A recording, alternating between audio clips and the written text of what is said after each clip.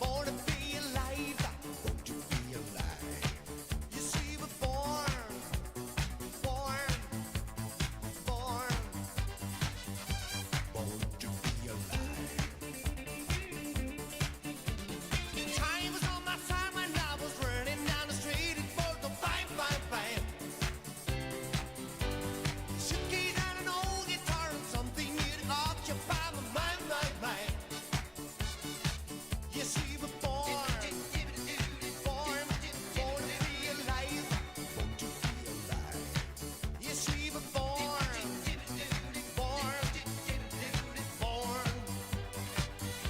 born to be alive. People ask me why I never find a place to stop and settle down, down, down. But I never wanted all those things people need to justify the life, life, life. You see, we're born, born to be alive, born to be alive. You see, we're born, born. It's good to be alive, to be alive, to be alive. Dip-a-dip-a-dip. Dip-a-dip-a-dip-a-dip. To be alive, Quack, to be alive, quack. to be alive. It's good to be alive. Dip-a-dip-a-dip-a-dip-a-dip-a-dip.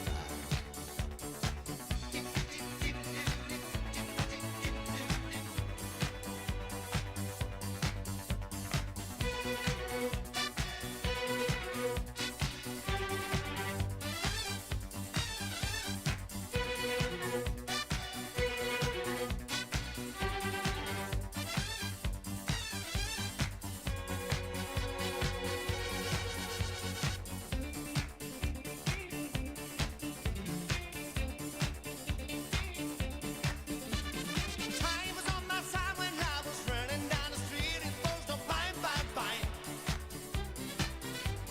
Suitcase and an old guitar and something new to occupy my mind, my mind. You see, we're born, born to be alive, born to be alive.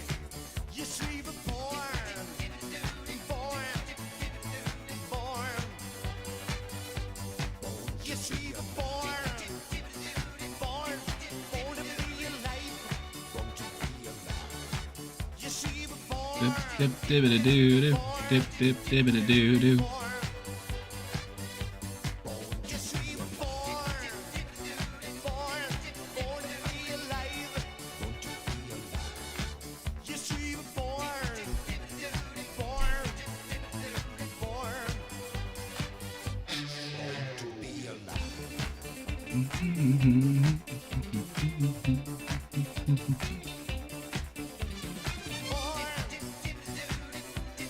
born to be alive. Yes, we were born.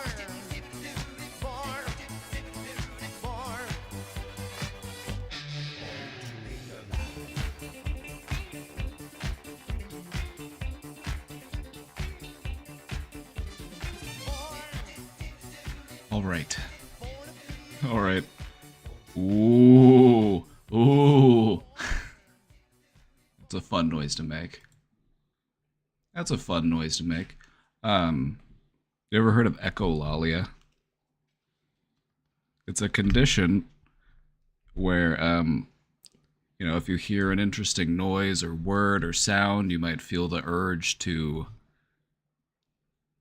make it again or repeat it. Hence the echo in echolalia. Can anybody relate? Anybody out there who can relate? It's one of the things Vio and I relate over. We hear an interesting word, and you'll hear both of us just like say it again, just that word. That's me. Okay, good. I'm glad to know there are more of us out there. But no, whenever I hear an interesting word, I'm like, ooh, that sounds fun to say. Thorax. Synapses. Colloquialism. Ooh.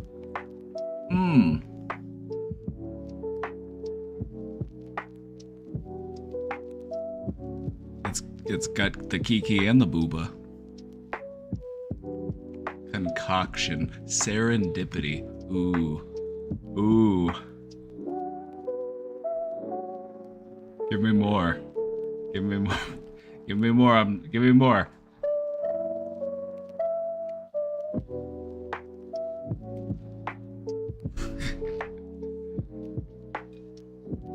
If you felt the urge to say those words along with me, because you're like, ooh, that sounds fun to say, that sounds fun to hear, you might have echolalia.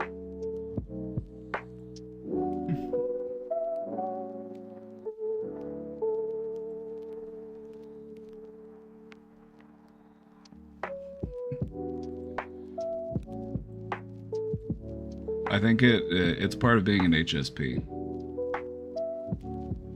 HSPs could probably relate. Welcome back, everybody. Welcome back. It's Tuesday, March 11th. March 11th. Weather's starting to get nicer, here at least. It was almost 80 yesterday.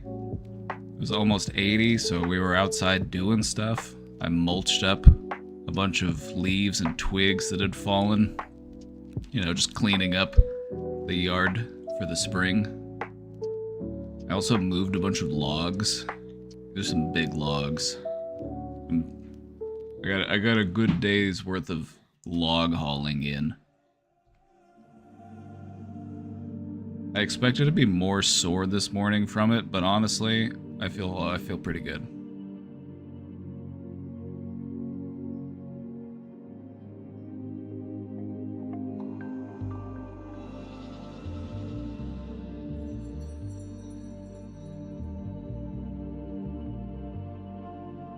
It's prime doing stuff outside weather. It's gonna be like 70 again today.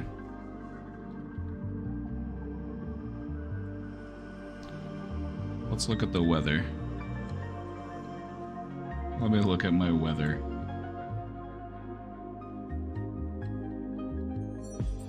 Today, 73. That's like perfect.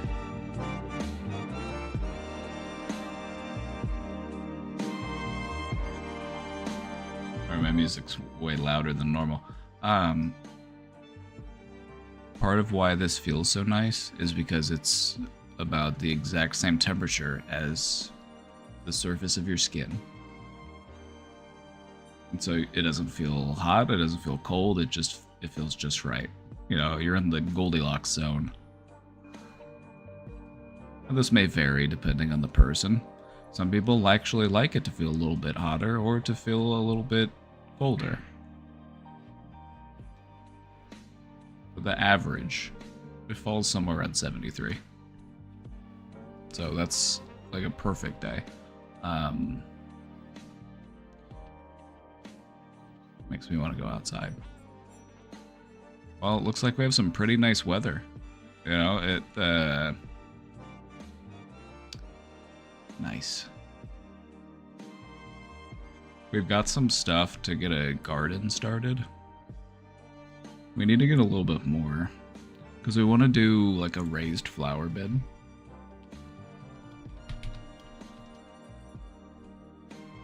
I want to do a raised garden bed. Oh, they have them at the Tractor Supply Company? How much are they? Shit. Ooh, that's way high. $189. Ooh. Yeah, these are way overpriced.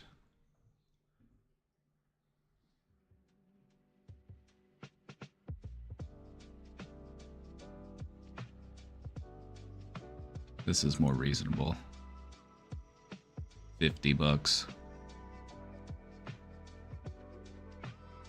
Let me show you what I want to do.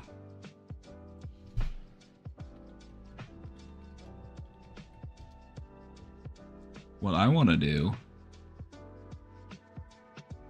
is a farming technique.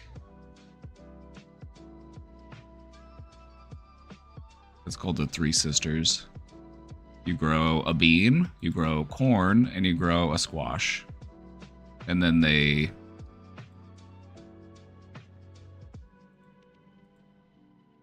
it's a Native American farming method. So the beans climb up the corn.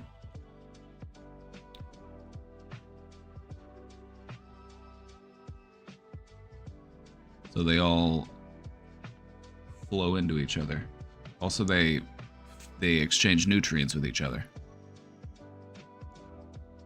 So this is an ancient technique. I'm gonna give it a try. I've got some corn. I got some fun looking corn. It's like purple. The corn isn't purple. The outside is purple. It's yellow corn, but the outside is purple. Let me see if I can find it. Corn purple outside. I guess it would be a husk. Now, see, this is this is the exact opposite of what I'm looking for. It's a purple husk.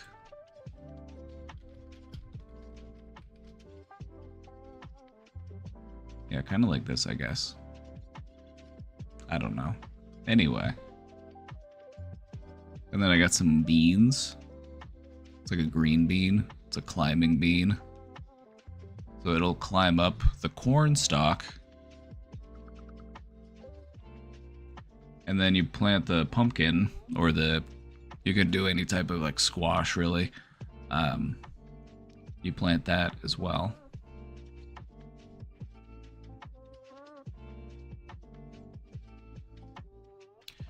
But I want to do it in a raised garden bed. I want to see about how many I could fit. I'm thinking I could probably fit 4 to 6 corns. This is like a trial run. We're doing a trial run so that I can get the hang of it before we start doing anything bigger. I'm also going to try some tomatoes and some peppers. I want to do some hot peppers. I'm going to do some Thai chilies.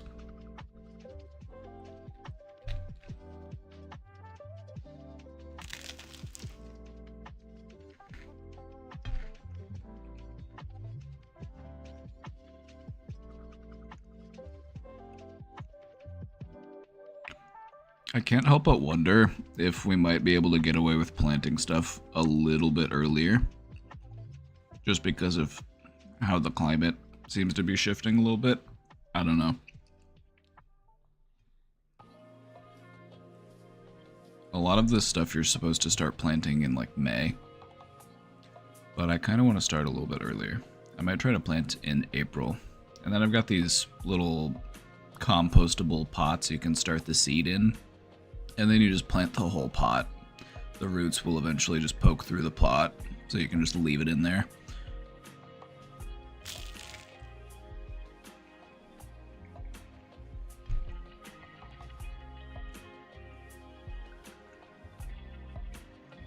if you have the space for it, the patience for it, or a knack for it, I would say growing your own food is probably a good move right now.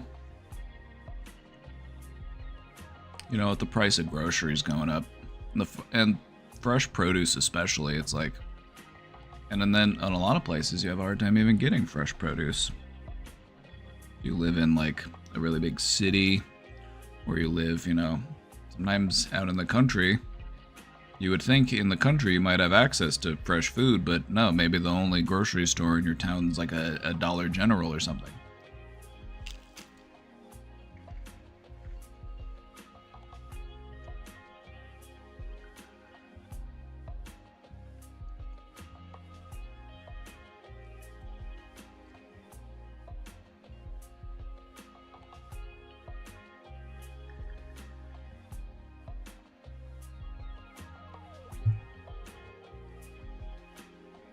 Oh yeah, that's the worst. The worst is when you buy produce that looks good and then you plan on using it within a day or two, and then it's just like, oh, this just went bad out of nowhere. Like, what happened here?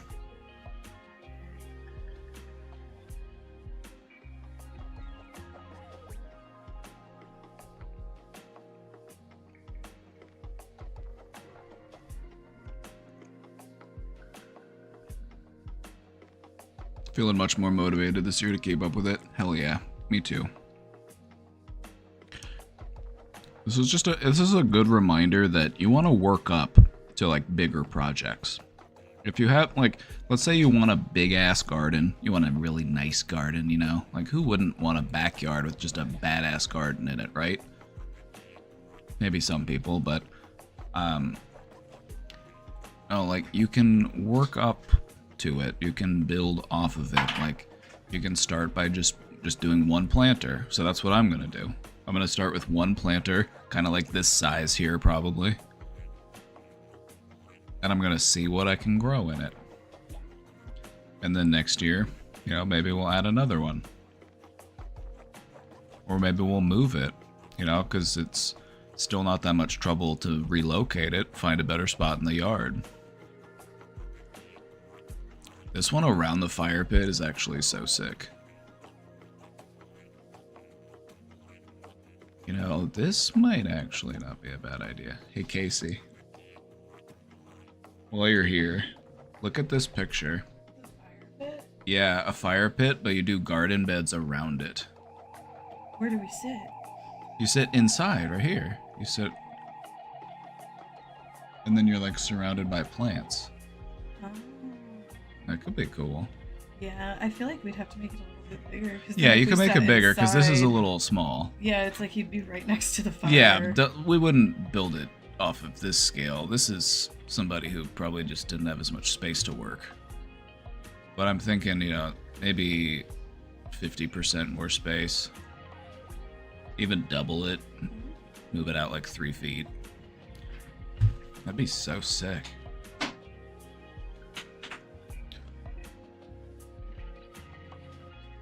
Oh shit, I missed some subs. Alright, let me go back. Girl Gone Wild, thank you for subscribing. I think you might have subscribed during the intro. Thank you for subscribing. Something Wild, thank you for subscribing. Cutie Cheeks, thank you for subscribing.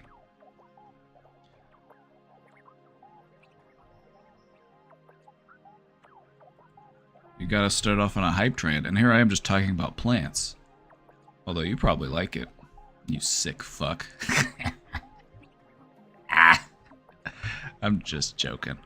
I love the springtime. I love gardening and plants, and one of the things... Okay, so let me rewind. You know, we're talking about engaging in your hobbies, building yourself up to them.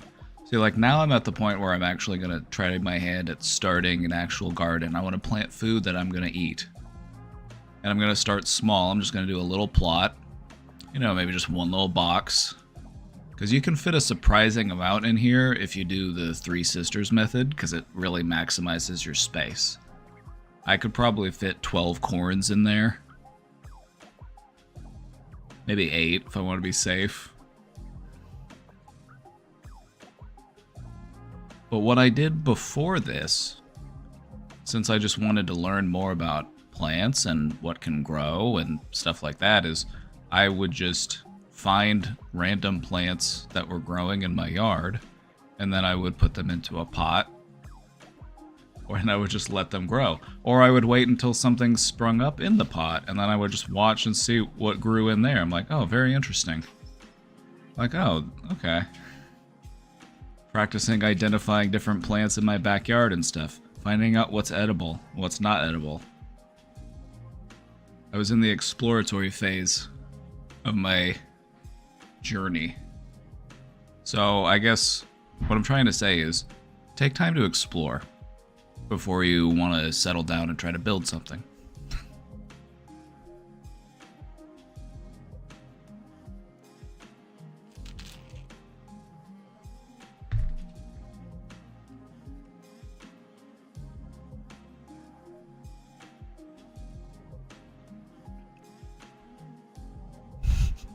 I love this copy pasta with all of my kitchen analogies. Taste your own soup out of context, though. I think we need to workshop that one. I miss having a grill. You need a grill. Grill ownership is an important part of being an adult. You know, sometimes it's really nice outside. You're tired of working in the kitchen. You just want something cooked over an open flame. It's got a nice char on it. Or maybe you just want to make a nice hot dog, you know? It's a primal thing, exactly. Dogs, can we leave my green screen alone, please? I need to get a more sturdy green screen. These dogs are just... My green screen, it just hangs off of this thing. It flaps around like a giant pirate sail.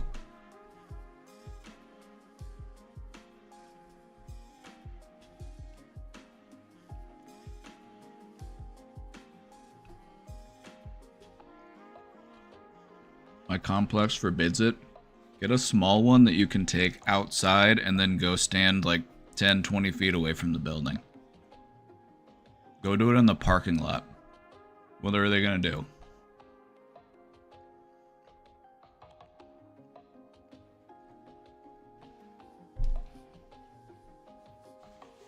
Don't you love it when an apartment complex forbids fun?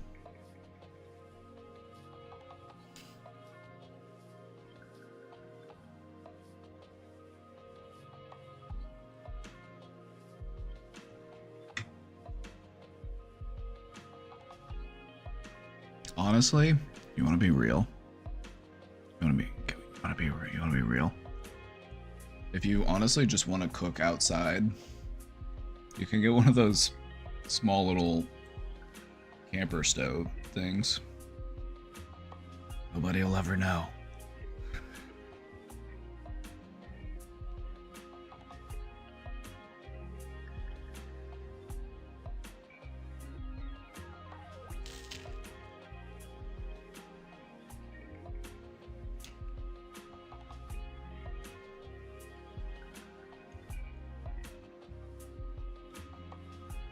Yes, like you can't swim after 10 p.m., right? It's like... I could understand being out there blasting music, making a bunch of noise, doing cannonballs, or keeping everybody awake, but like, if you just want to have a quiet swim in the pool at night, especially if it was fucking hot that day, it was 110.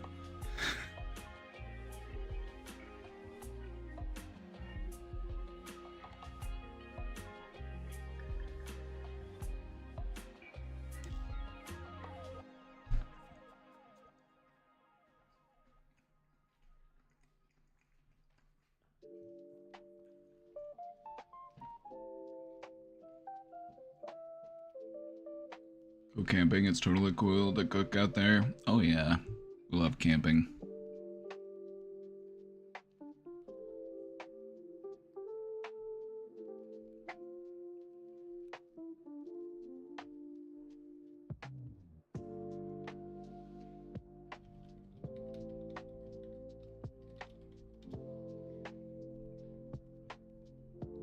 All I'm saying is that hypothetically, if you had a tiny little thing out there, nobody's ever gonna know. Nobody's ever gonna know.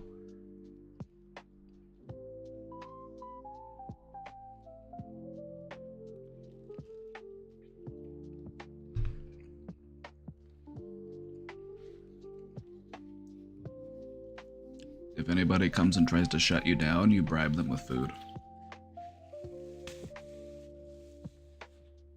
So just prepare in advance and make a little bit of extra. Worst case, you got some leftovers.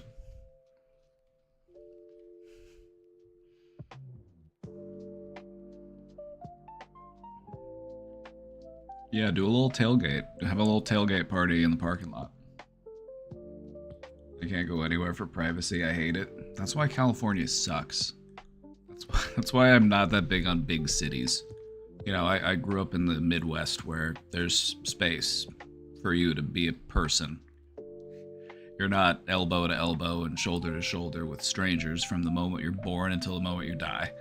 You've got wide open spaces, room to make your big mistakes.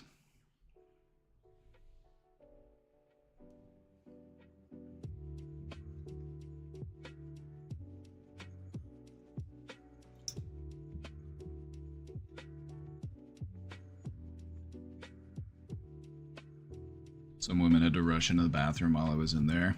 That's why you have to poop louder to assert dominance.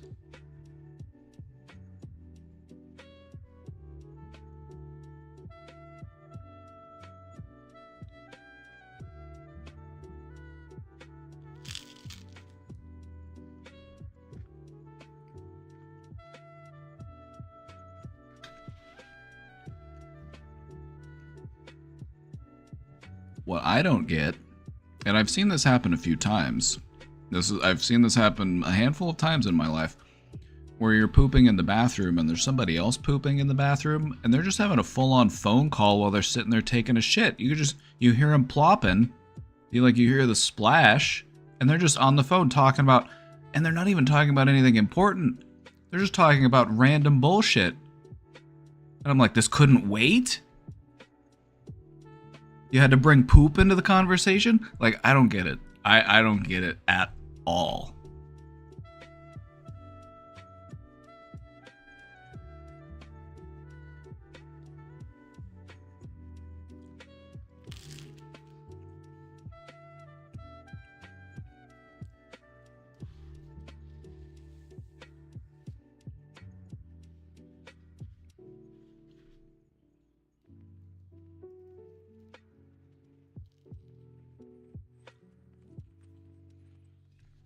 I really dislike pooping in public. The benefit of pooping at work should outrank the fear of pooping in public. The fact that you're getting paid to poop at all, that's like peak experience, getting paid to poop. Of all the things you could get paid for, of all of the things you could get paid to do, it's up there.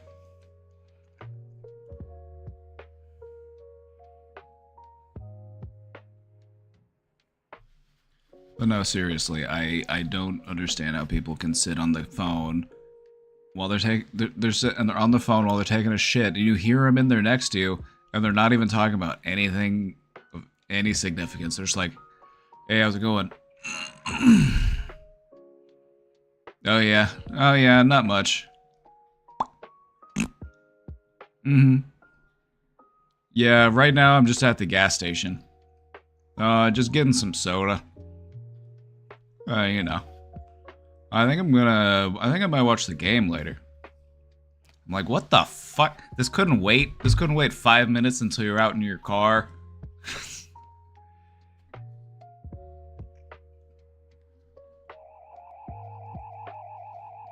Has anybody else ever... Am I alone here? Has anyone else ever had this happen? Anybody else ever seen this happen? I've seen this happen at least... I can confidently say at least 3 times. It's probably been more like 5 times. But I will take a conservative estimate and say it's happened at least 3 times. Emily, thank you for the 9 months. You picked a good time to come in.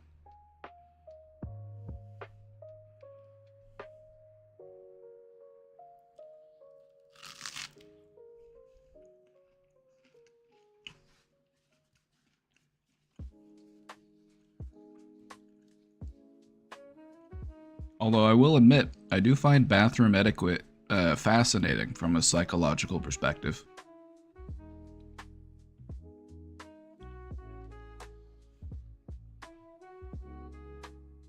I was at a concert one time.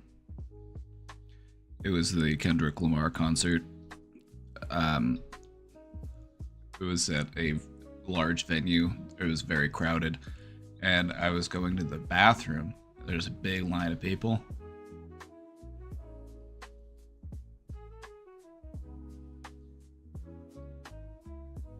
And a spot opened up, and there were like 2 lines, and there were 2 sections or whatever. And the guy next to me was like, "Swing that dick in there, brother." And he was like, I'm like, all right, will do. Bathrooms are a weird place to be. In general, don't talk to me while I'm in the bathroom with you. If we're gonna... Just in general, I don't want to hear a word out of your mouth while we're in the bathroom. Let's just forget this ever happened. Isn't that just, like, of all the places for a stranger to approach you and initiate a conversation? The bathroom. Bottom of the list. Bottom of the list.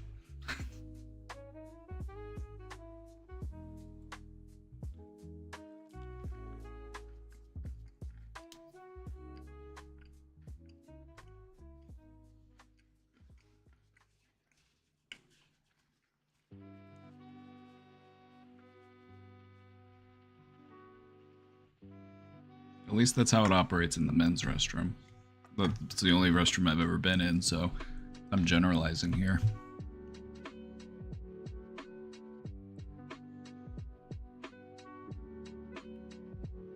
Anyway, enough about poop and bathrooms, and on to other things. How are you doing today?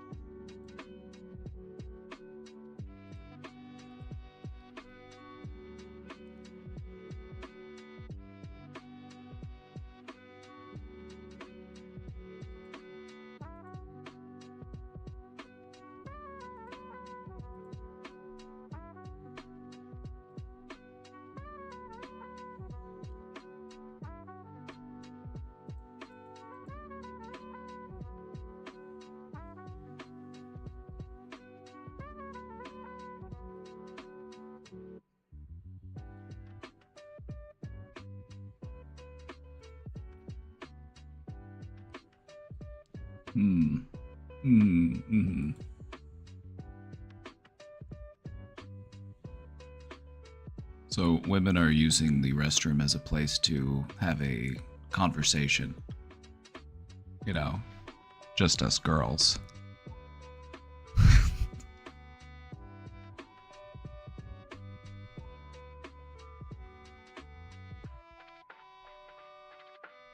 But we all knew that already.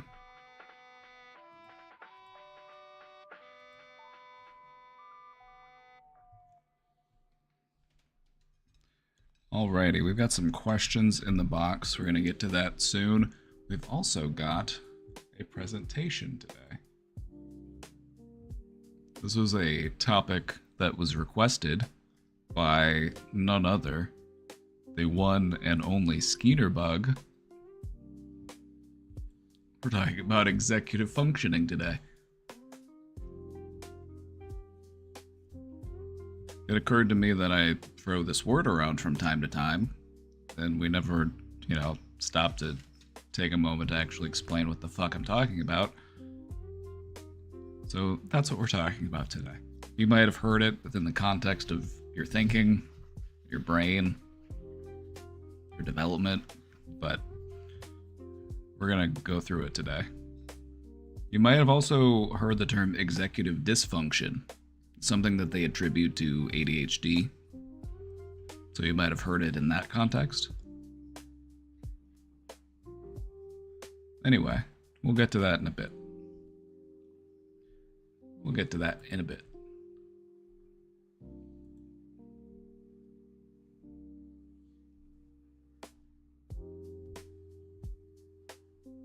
We've got some questions in the box. Let's get to it. This one came in a couple days ago. This one came in during the off hours. At what point does laughing at the absurdity of people that you hate turn into self-harm? Do you think that anybody who lives to laugh at their enemies will ever know peace? This is a good question. Look at it this way. You've only got so much time in a day. You've only got so much energy to give. You've only got so many things that you can pay attention to. Your attention is a finite resource. How much of that resource is being consumed by thinking about things that you hate? If you spend a bulk of your time thinking about things that you hate, it keeps your mind in a not so pleasant place. That being said, if this is something that you're going to spend time doing, you should at least be getting paid for it.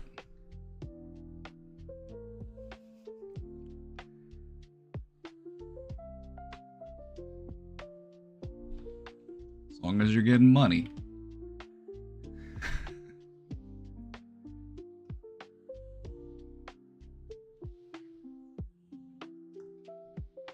I think a lot of jobs involve thinking a lot about people that you hate. You hate your boss, you know.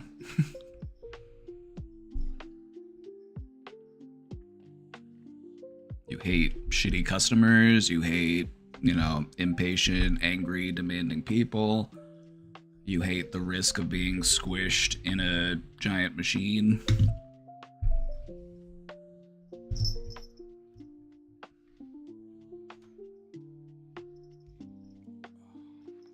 Any job involves thinking about stuff that you hate, at least to some degree.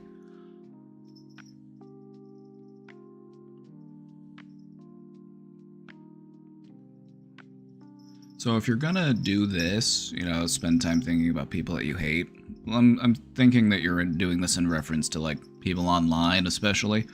You should at least be getting paid for it. If it's part of what you do for a living, then I wouldn't view it as self-harm. But if you're just doing it for free, you're doing it for fun, maybe there's a better use of your time? I don't know.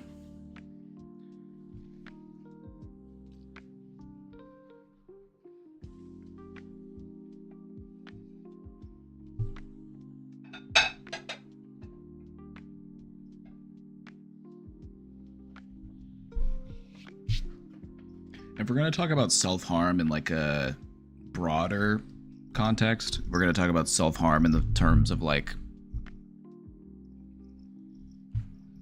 our hobbies, like the stuff we spend our time doing.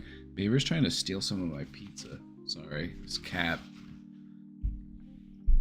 He wants pizza. You're not getting my pizza, Beaver. It's not happening. No. No. You grabby boy.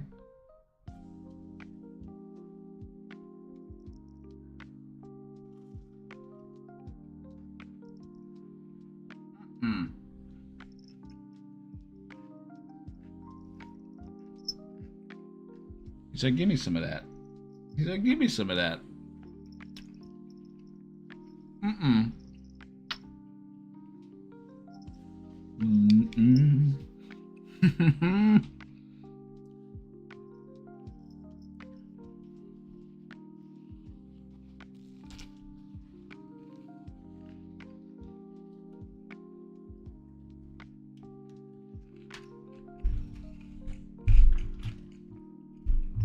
Beaver.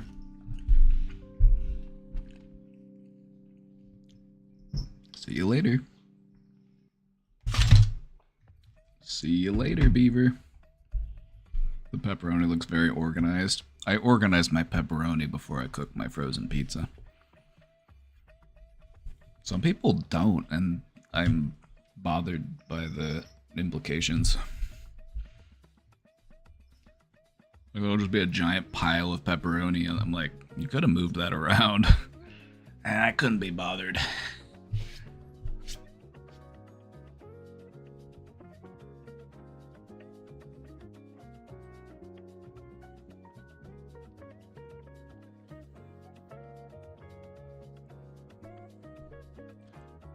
Anyway.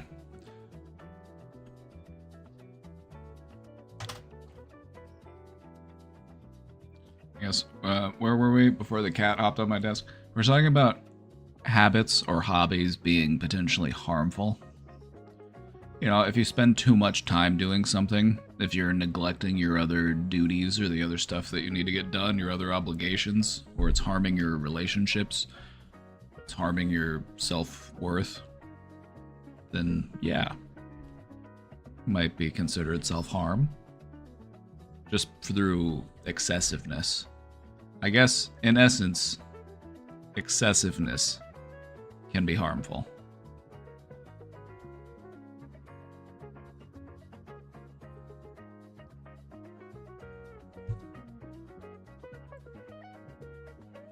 Hi, Papa. I have this urge to experience everything. Everything? Everything?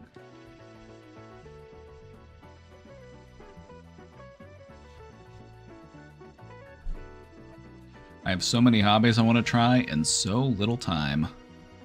Maybe I'm trying to make up for the things I wasn't able to do in my childhood, or to try things I was too scared to do.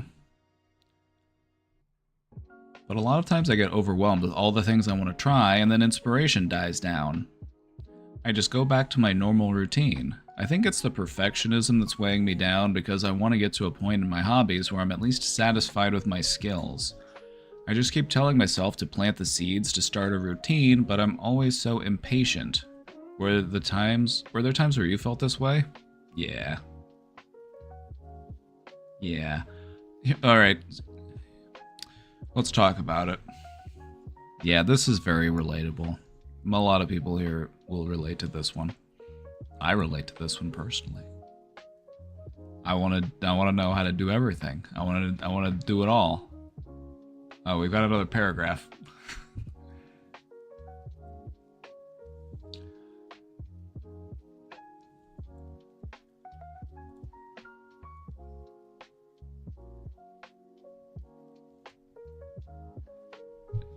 If we're dealing with perfectionism, we have to remember that we can't let perfect get in the way of good.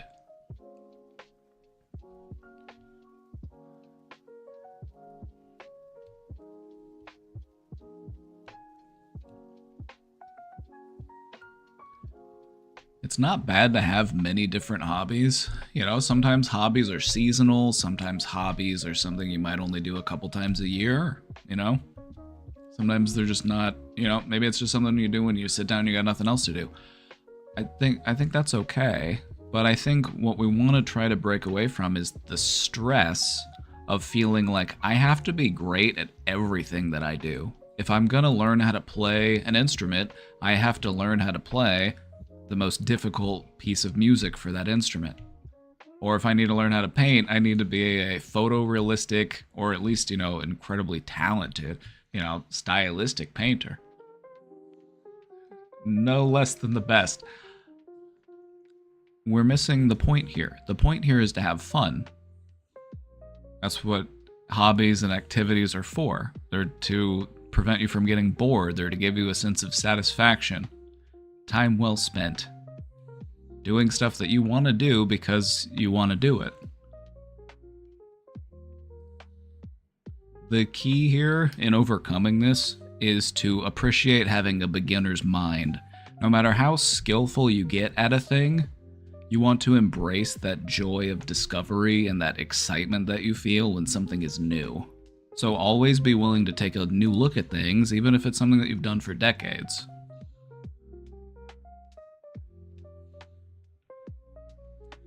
I'm technically skilled in art, but I would trade it to get back to those days when I sucked, but I enjoyed it more. Just paint with your opposite hand. Just do it with your other hand. Easy as that. That'll be $500, please.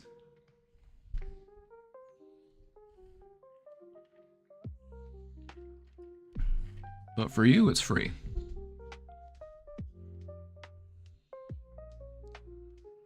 I've gotten to a point in my life where I've been able to make progress and see the fruits of my hard work I put into myself, learning about politics, establishing a good mental health foundation, and overall learning more about myself through self-love. Also, you're not a bad writer either. You can add that to the list. I word good. And I think I'm ready for the next chapter in my life after doing all this heavy lifting. All that's left is finding another job now and working on my physical health. LOL. Lately, I've been bobbing between super excited and nervously trying to figure out what I should be doing. Ah, we're shoulding ourselves. That's the problem. We're shoulding ourselves. Don't should yourself. Should implies judgment. Should implies that there is a right choice and a wrong choice. Instead of shoulding ourselves, let's rephrase that. It would be good for me if I did this thing, or I would like it if I did this thing. Not I should be doing this, because that's making me feel like I'm doing something wrong right now and not doing it. When in essence, I want to not chastise myself for not doing it. I want to recognize that there are benefits in doing it.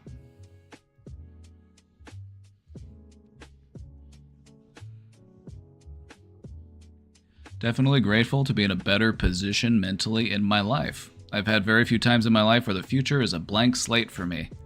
The unknown is scary, so I wanted to seek your advice. Appreciate you all. Oh yeah, nothing's scarier than a blank canvas. Sometimes the best thing to do is just paint a line and then see what that inspires you to do to add to it.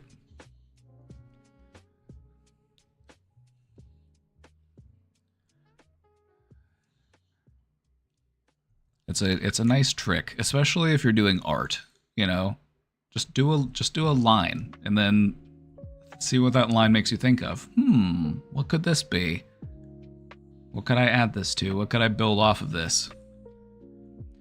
Kind of like when you're starting a chemical reaction, or when you're forming a crystal, or like a pearl. It's like you need that little thing to get it started. You need that seed, or even like a raindrop. You know, every raindrop, it's a precipitant around like a little granule of dust or dirt or, you know, something, and it needs something to clatch onto. It needs something to get started. So if you're learning how to play an instrument, just make a sound on it. Just do the thing. If you're trying to paint or do art, just a little line. Play off of it.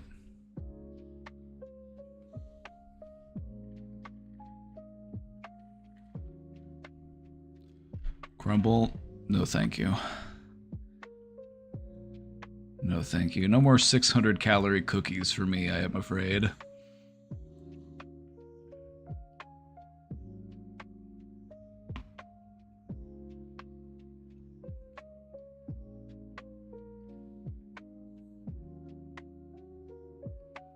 You know, I think it's okay to just ask yourself, what do I want to do today? Instead of asking yourself every day, what do I want to do for the rest of my life?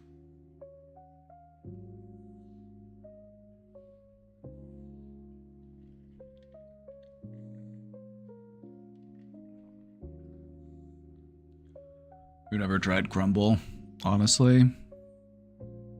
Just look up the copycat recipes. Look up the copycat recipes and then you'll see exactly why you shouldn't be eating the cookie.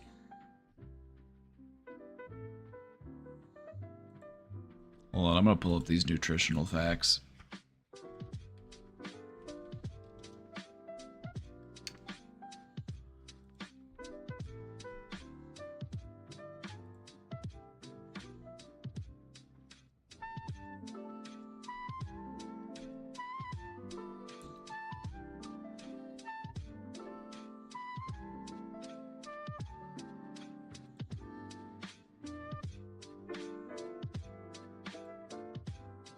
830 calories. Ooh, that's a Chipotle burrito, brother.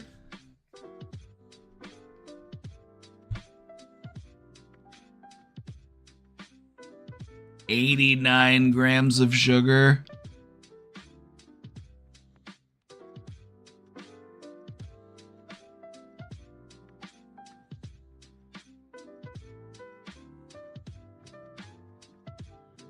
If you have a scale at home, just do yourself just weigh out 89 grams of sugar. Just see how much that is. That's one cookie.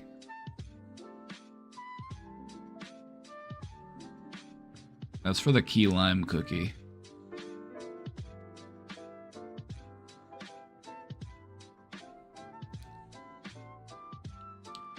Let's look at how much is in the cookies and cream brownie. This one's gonna be over 1,000 calories, I bet.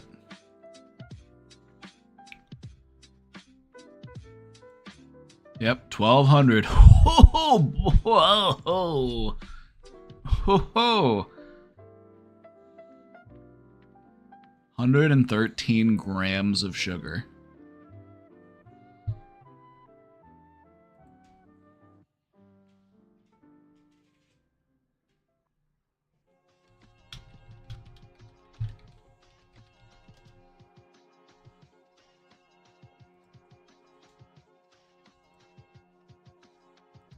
This is 100 grams of sugar visualized. This is 100.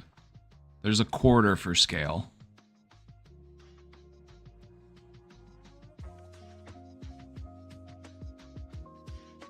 $40 grams of saturated fat.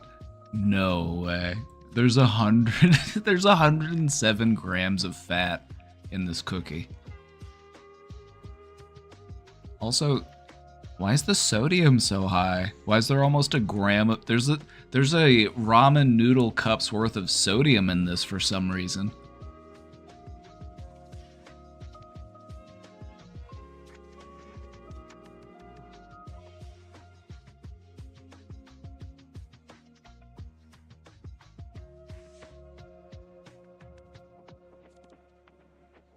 This should be illegal.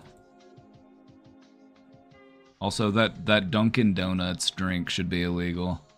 That was one of the worst things I've ever seen, that Dunkin' Donuts drink.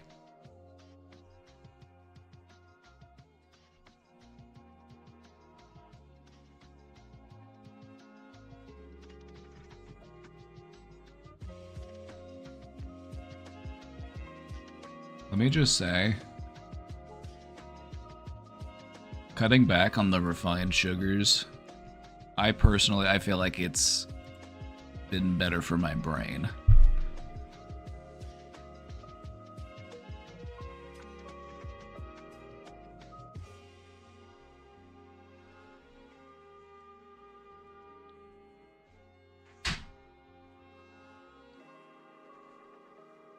If you're tired all the time, if you feel like you got brain fog, it might be too much sugar.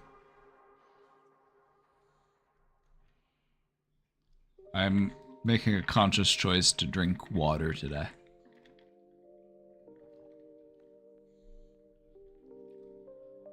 I don't really care to drink much, like, water on its own in the winter, but spring, summer, fall, I'll drink water. Also, that's what I always get at restaurants. I always just get water at restaurants. One, because I don't want to pay $3 for a soda, and two, they're already gonna fill that food with fat and salt and other stuff, so it's, you know, the soda on top of it's just too much.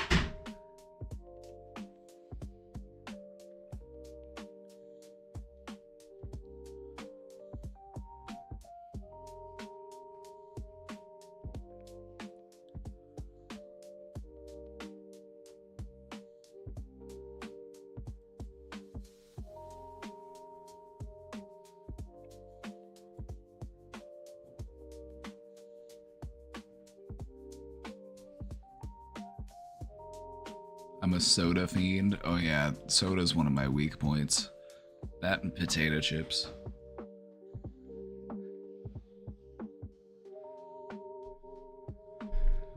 They like ginger ale. Oh yeah, that's been one of my go-to sodas.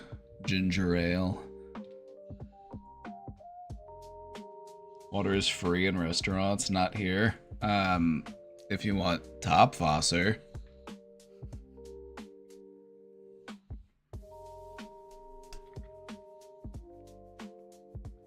And then they scoff at you when you ask for ice. And then they can give you a single ice cube.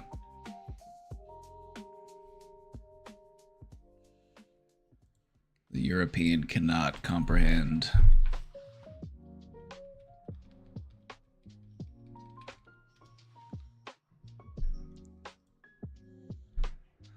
The European cannot comprehend. A 44-ounce crushed ice soda in a styrofoam cup.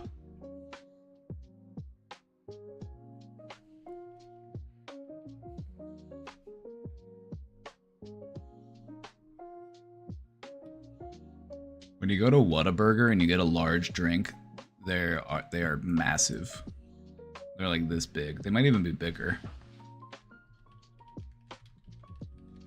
It's that damn everything's bigger in Texas mentality.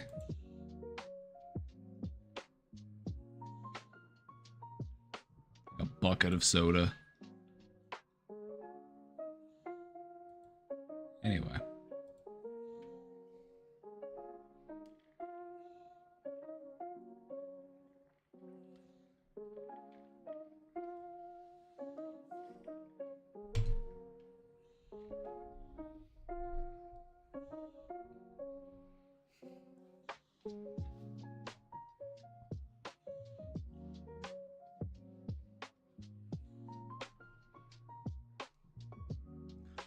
I'm very unhappy. Nothing brings me joy, and I feel like nothing matters. And why would I want anything to matter if it's just me? That's a good question for yourself. Why would I want anything to matter? Would it be nicer if things mattered versus not mattering? Is there any benefit? Is there anything to gain? Is there any positive from having things matter? Me personally, I think when things matter, it pushes you a little further. It encourages you to put more of you into it. You know, like if you're buying a gift for a loved one, or you're trying to do a project, or you're taking care of business, feeling like it matters, you take it more seriously. You put more of you into it, and it creates a better result, a better outcome. At least in my experience. If things don't matter, then we're just phoning it in. And we're not really performing at our best, and we're not really motivated or encouraged to perform at our best.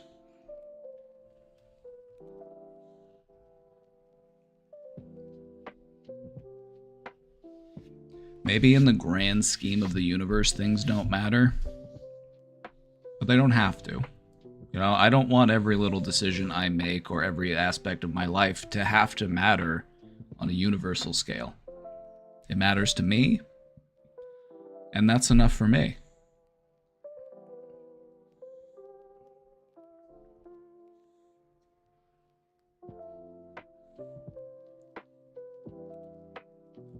I take care of myself, and I'm hard to take care of. Ooh. Relatable. I just don't see the value in anything, including myself, especially myself. I have no real skills. I don't believe in myself. Question. Could the fact that you don't believe in yourself be negatively influencing your view of yourself? Could this belief, I don't believe in myself, could this be interfering with the way that we perceive ourselves? Maybe we're viewing ourselves too harshly. This sounds like depression to me, and I know depression very well. This sounds like depression to me. And you gotta remember that depression lies to you. It makes you feel like it's the truth. It's very convincing, but it's lying to you.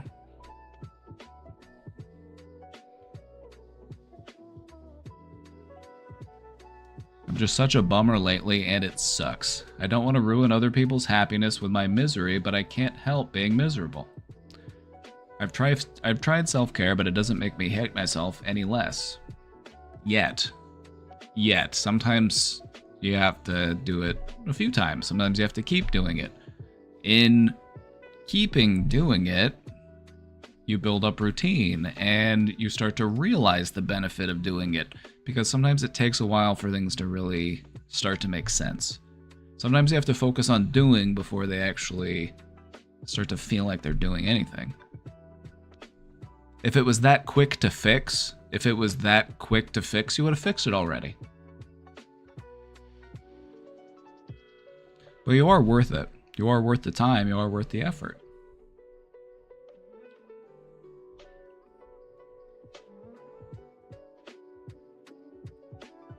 If anything, it makes me hate myself more because of all the stupid little things I have to do to take care of myself. So you need taken care of, but you hate yourself for that, needing to be taken care of. We all need to be taken care of in different ways. Does that mean that everybody should hate themselves?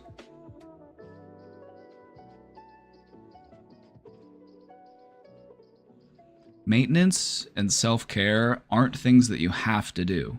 They are things that you get to do. Not everybody has that opportunity.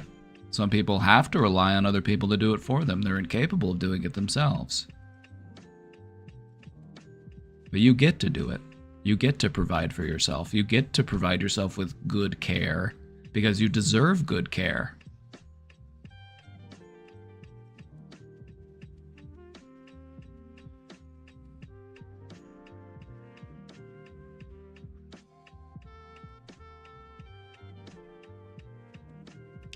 The only thing that keeps me going is when I'm gone, my family will turn my death into a religious experience and tell lies about how I was a believer, blah, blah, blah, when the truth is they just don't know. I'm a nihilistic cynic who despises the hypocrisy of their religion because of how it hurt me and continues to hurt so many people.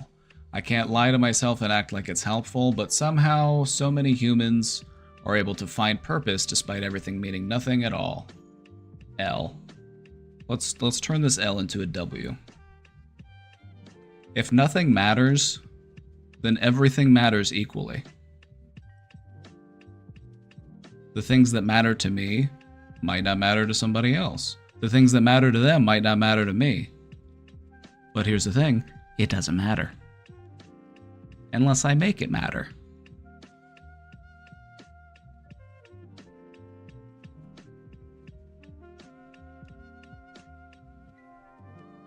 Just because flowers only bloom for a part of the year doesn't mean that you shouldn't stop and smell them. You know, you don't look at a bush of flowers and say, they're all just gonna rot and die. You know, eventually the winter's gonna come, so why shouldn't I enjoy the spring?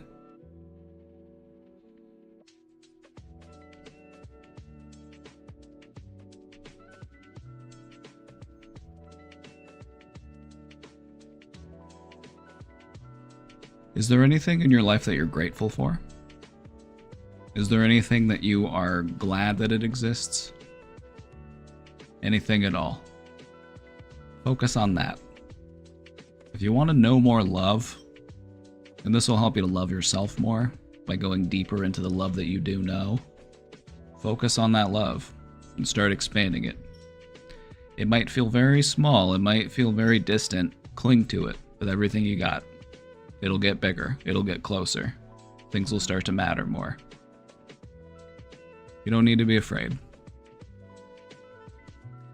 Just be brave. Things will get better.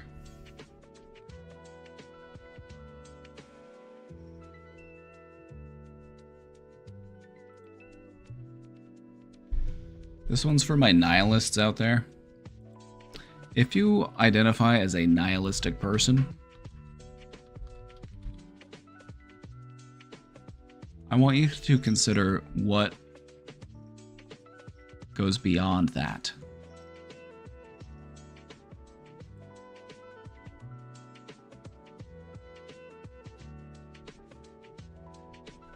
Nihilism is, for many, just the beginning of a philosophy.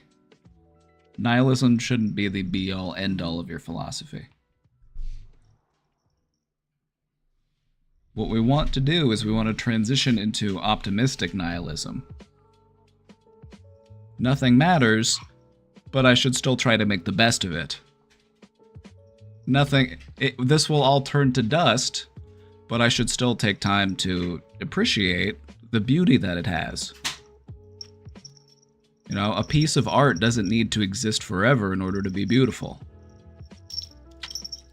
A roller coaster doesn't need to last forever in order to be fun. It's the impermanence of things, it's the insignificance of things that actually helps to make them more significant.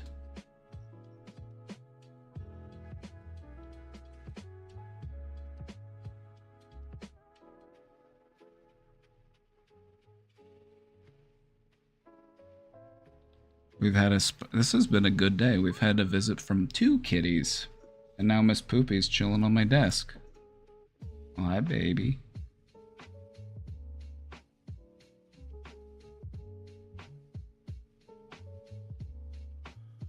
You start off by dreading the fact that nothing matters, and eventually you transition into being relieved and free in the fact that nothing matters.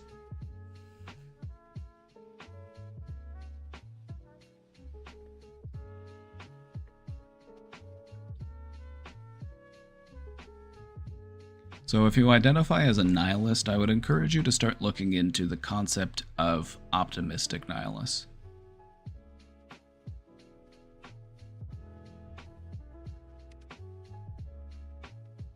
You can make choices. You can make a choice to be hopeful. You can make a choice to enjoy life.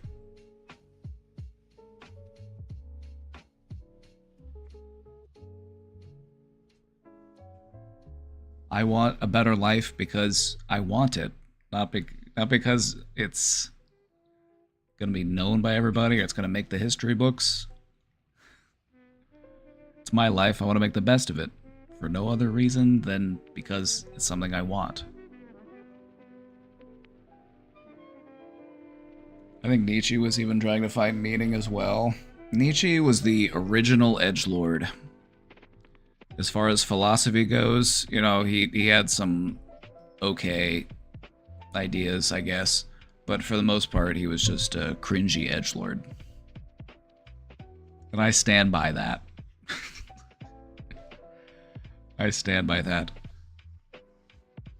Nietzsche would say, you stare too long into the abyss, and the abyss will also stare back into you. And to which I counter, I am the abyss. And the abyss is me.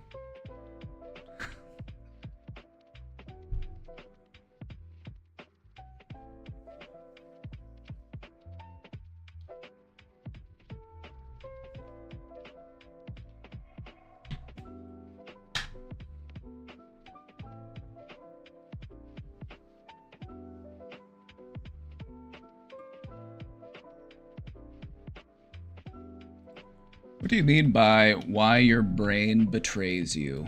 Well,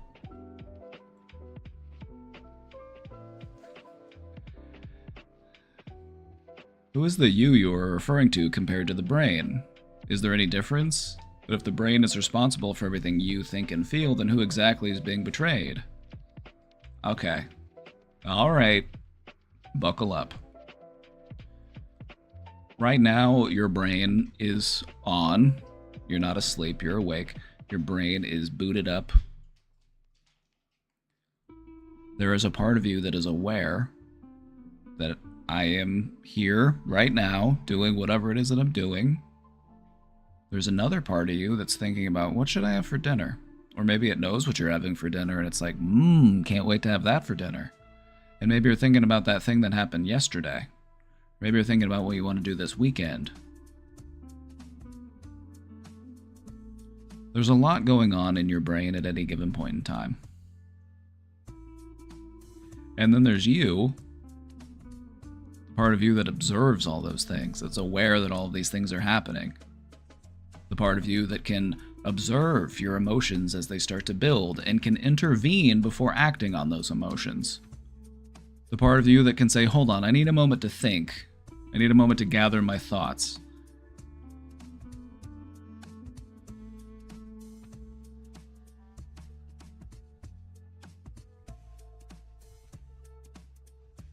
I don't view myself as my brain. My brain is a part of me.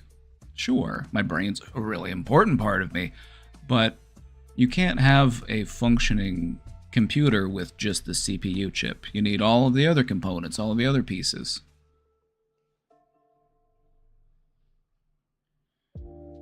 We are not our thoughts. True. I don't know if anybody needed to be reminded of that today, but you are not your thoughts. A thought is just an idea. It's just your brain postulating something to you. Is this something I believe? Just double checking.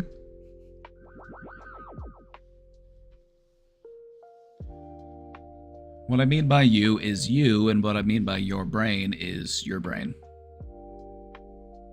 There's a lot of stuff that your brain does that you're not consciously aware that it's doing it right now. Your brain is digesting the food in your digestive tract, it's breathing, it's keeping your heart going, it's figuring out how dilated my pupils need to be, how dilated the pores on my skin need to be. You know, it's regulating.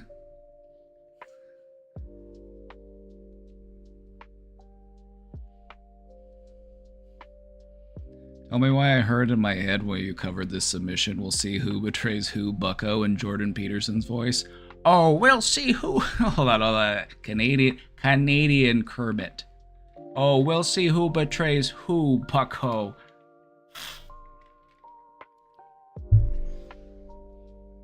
I need to get into it. It's What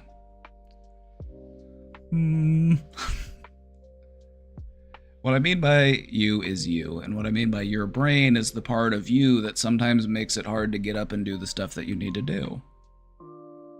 You know, I know that I need to go do this thing. It's important. I've been meaning to do it. I've been putting it off for days or weeks or months. But I kind of would rather just scroll on my phone. That's what I mean.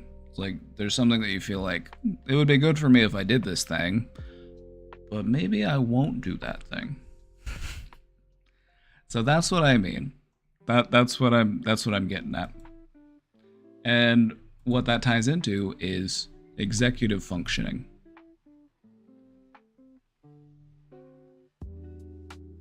One of the things that we associate with ADHD is executive dysfunction.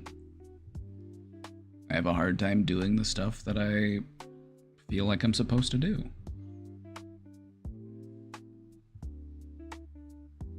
Oh, I need to have that report written. I need to get those spreadsheets filled out. I need to respond to those emails.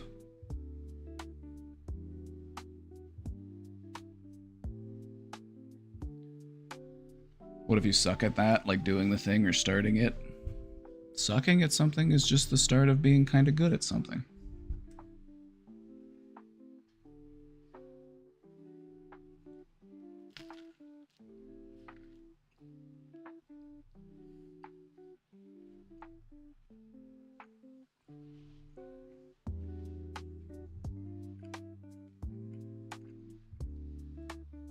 Is executive function about awareness? Yes and no. The thing about executive functioning, and we're going to get into this in the presentation when we talk about the different parts of your brain involved in it. Some of those parts of your brain are the aware parts of my brain, the thinking, rational, aware parts of my brain. But there are other parts of your brain that are much more primal, much more, they're located more towards the bottom or the center of your brain, that are also involved in this.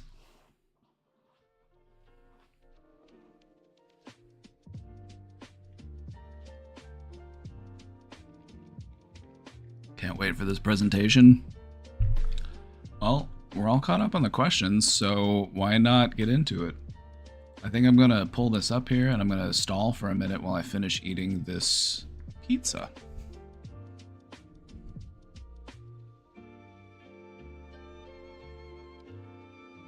All right.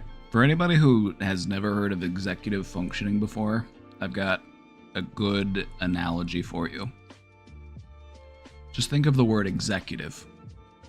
What does an executive do at a company? And don't tell me nothing. Don't don't tell me that they just sit around and steal from the workers.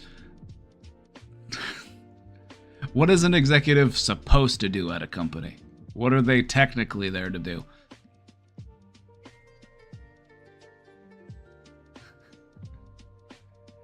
What are they supposed to be doing at a company? If you think of you as a company, you know, like your arms and legs, those are the transit parts of the company. Those are the shipping parts of the company. You know, you got a factory in your gut that does the raw waste. So if your body was a company, what would the executives be doing? They would be there to oversee things. They would be there to lead. They would be there to make decisions. They would be there to plan for what next.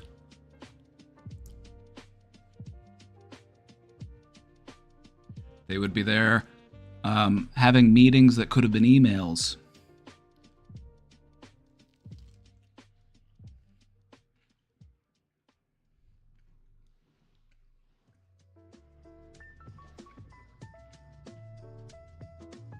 Making high-level decisions, exactly. High-level decisions.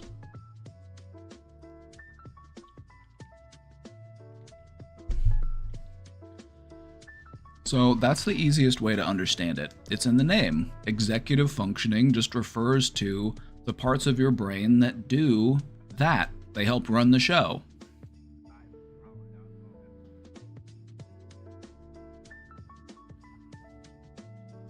I think my executive functioning does what CEOs do right now. Nothing. It's time for a corporate takeover. It's time for a redistribution. It's time to transition from a CEO-driven board of directors company into an employee-owned company where we've all got stock in the company. It's time to improve the working conditions in this organization.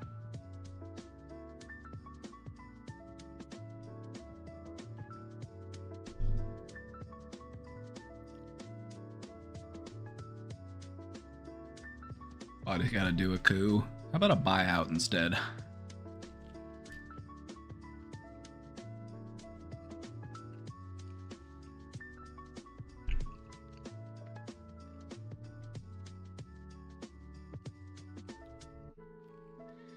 So yeah, why is the title of the stream why your brain betrays you? Clickbait, brother.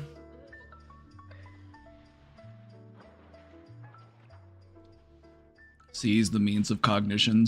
Aye aye, comrade. Indeed.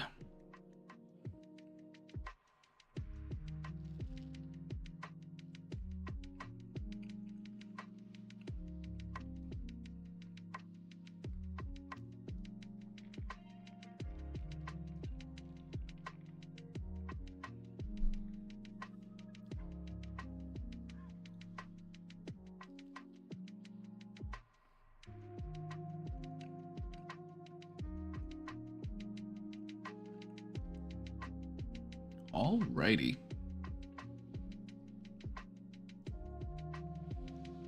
Are we ready? Are ya ready, kids? I can't hear you. No, literally, I can't hear you. I can only read what you're saying.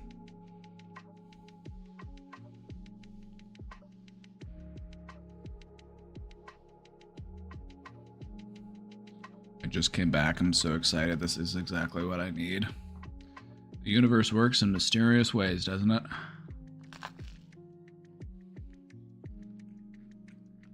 You know what we call that feeling? Serendipity. Things happening at the right place at the right time.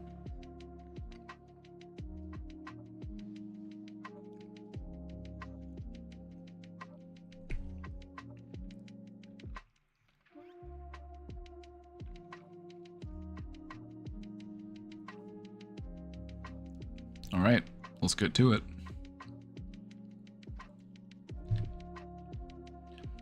Oh, what are we talking about when we're talking about executive functions? These are the command center of your brain.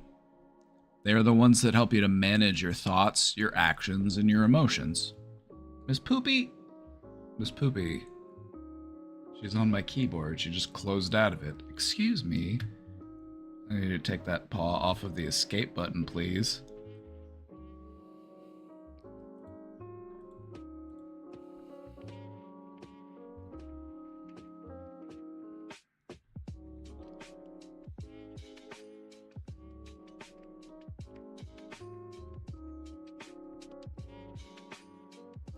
Executive functioning is what allows you to make decisions. It's what allows you to have self-control and set goals for the future. The higher order thinking. It's the type of thinking that we can do that other living creatures that also have brains, they have a harder time doing it.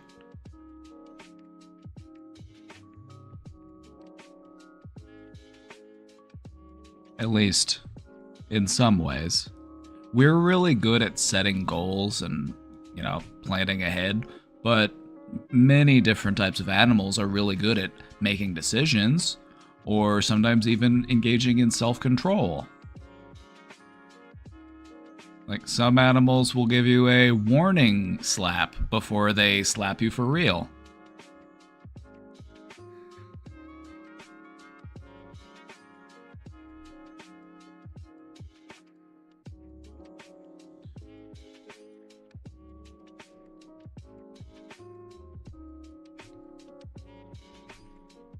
When our executive functioning is strong, it helps us to focus better, it makes us more adaptable, and it also helps us deal with our impulses.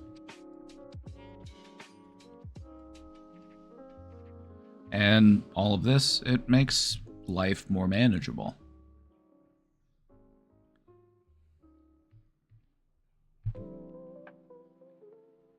These are skills that develop over time. And if you're familiar with how the human brain develops, your brain is done developing at around 25 years old. The last part of your brain to finish developing is your prefrontal cortex, which is one of the essential parts in executive functioning. This is why teenagers have a hard time planning for the future. This is why teenagers will be much more impulsive or reckless. Their brains aren't fully cooked yet. They need a little bit longer in the oven. That cake's still moist in the middle.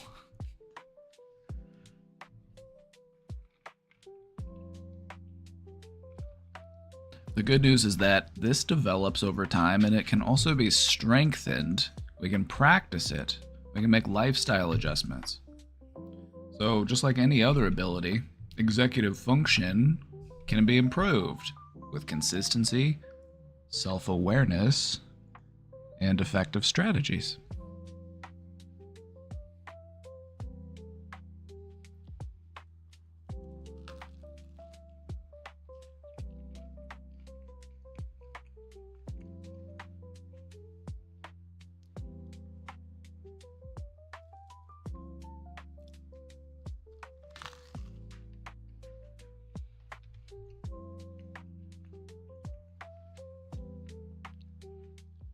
So what exactly are executive functions? There are a few different ones. So let's talk about what they are. The first one that we're going to talk about is your working memory. This is the type of memory that you use whenever you are doing things in real time. You're holding on to information. You are manipulating information right now. So right now you're using it by trying to remember all this stuff that I'm saying. This is when we are remembering instructions or when we're solving a problem mentally. You know, you're trying to calculate what's 2 plus 2. Okay, so I take 2, and then I plus it by another 2, so that's 2 and then 2, so it's 22. That kind of stuff.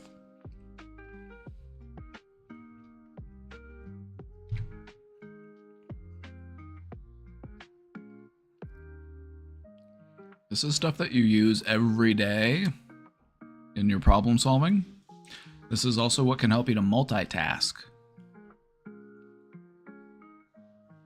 So your working memory, this is something that you use all day, every day.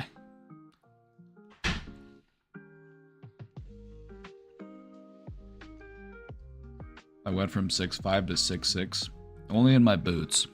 If I'm wearing my boots, I'm probably closer to 6'6". I don't know who said I was 6'6". Not me.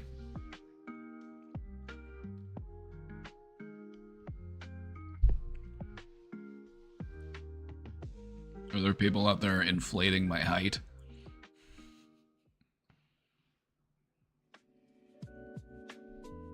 She must have meant with my shoes on.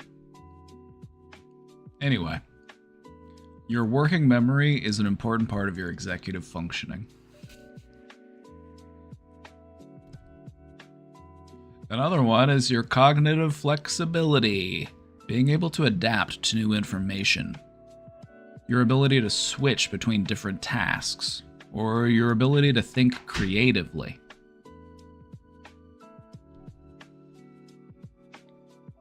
This is what allows you to solve problems in unfamiliar situations, or adjust to unexpected changes.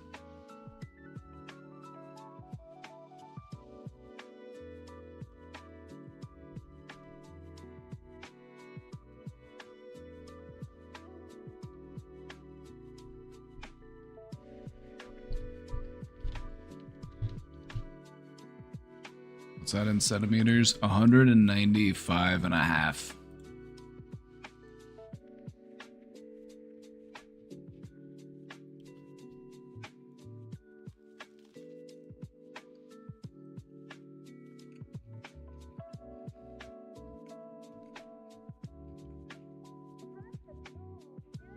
Almost 2 meters. I'm a big boy. What can I say?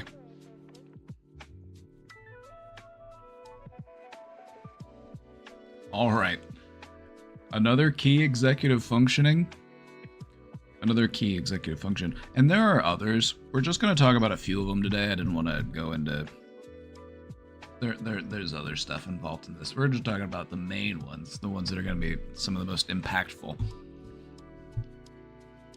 Your inhibition control. Your ability to, be at the checkout counter. Then you see a candy bar or that bag of chips or that soda. You're like, maybe I want to get it. But you're like, you know what? Maybe I shouldn't.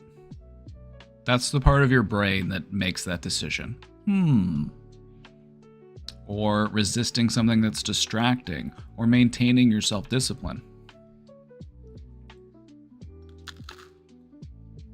This is how we learn how to delay gratification. I'm not delaying gratification right now. I'm eating my pizza while I'm talking to you.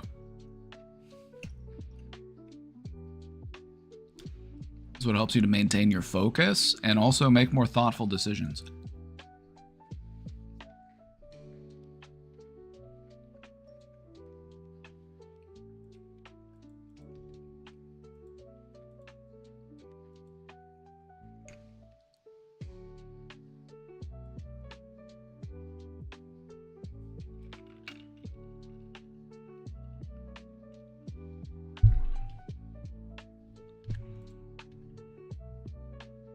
So, where does executive functioning happen in the brain? Let's talk about the different parts of your brain. Let's talk about the prefrontal cortex. Let me pull up a brain real quick.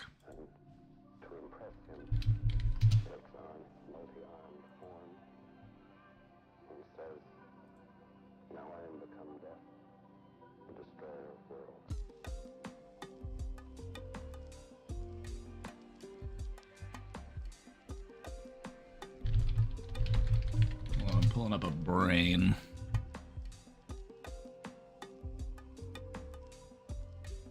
Well, one that's not.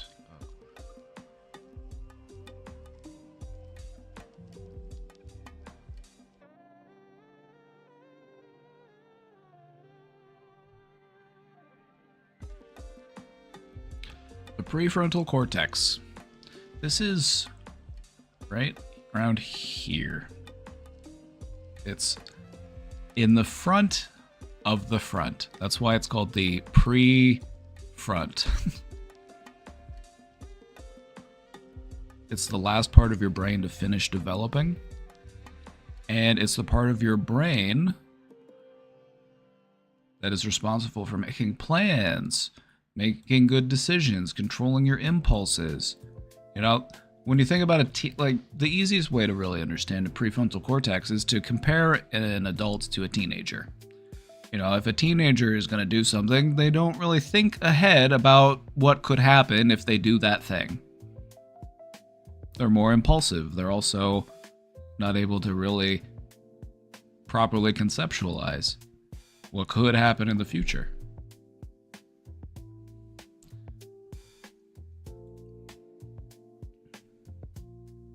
An example of what this does is it helps you to resist the urge to check your phone when you should be doing something else.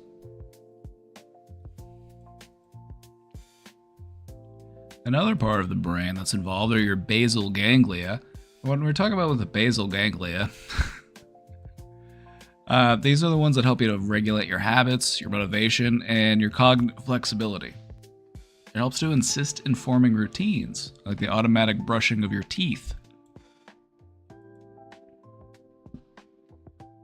These are going to be more central to your brain, kind of in where that gray area is almost, where it says like hypothalamus, like kind of like in that middle part of your brain. And remember, we were talking about how executive functioning isn't just done in the front of your brain. It's done in multiple different parts of your brain, and they kind of work in tandem. And so this part of your brain, the routine part of your brain, is actually a more primal part of your brain.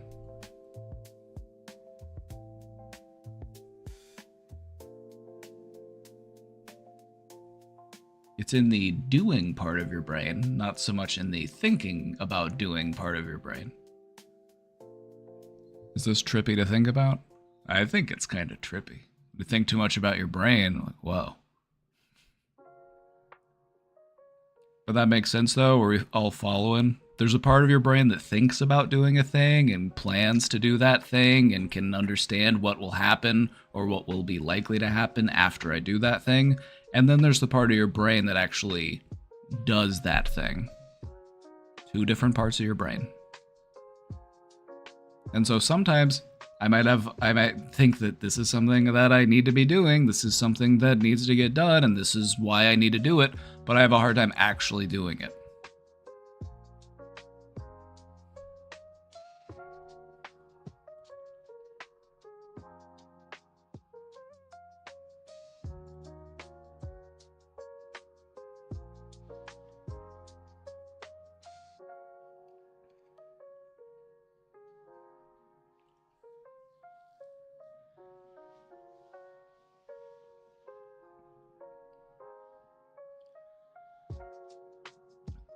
The last one is where I struggle with it overall related to depression. Also, because people with depression also struggle with it, I think that might contribute to people's self-diagnosis with ADHD. You bring up a great point. I feel like a lot of people who self-diagnose themselves with ADHD are actually just depressed.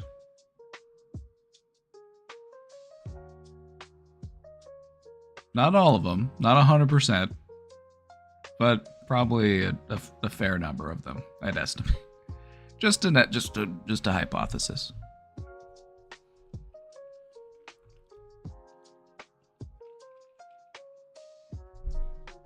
Now, maybe if you've struggled with ADHD your whole life, sure. But maybe if it's just something that's maybe not as chronic, maybe it's more recent, or maybe it's just something that started happening more as you got further along in your development, who knows?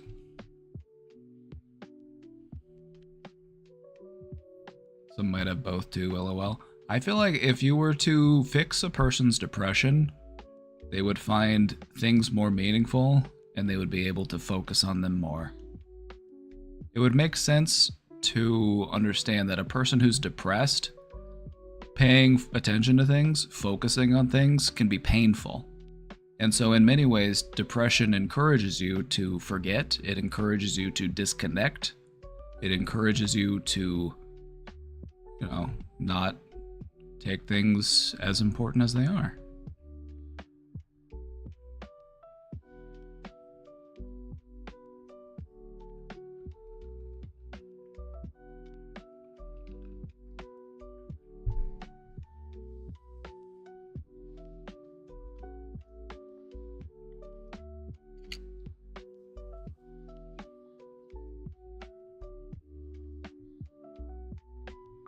For me, it was the inverse. Couldn't figure out why I was chronically depressed lifelong. Turns out it was ADHD. What we're realizing is that the things that go on in our brain are much more related than we might understand. Anxiety and depression very often go hand in hand. Issues with focus and attentiveness also go hand in hand with both depression and anxiety.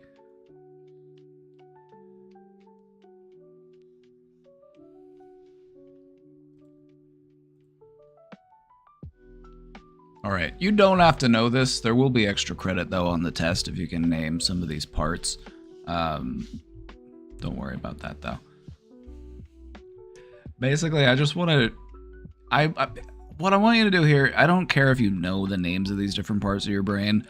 What I'm just trying to show you is that there are different parts of your brain at play, or at work here, and they're in different regions of your brain, and those different regions are responsible for different things. And so sometimes if we're having a difficulty with our executive functioning, it helps to know where the error is. Is my problem in the thinking? Is my problem in the doing? Is my problem in the emotion? Because that'll help you to figure out what's going on.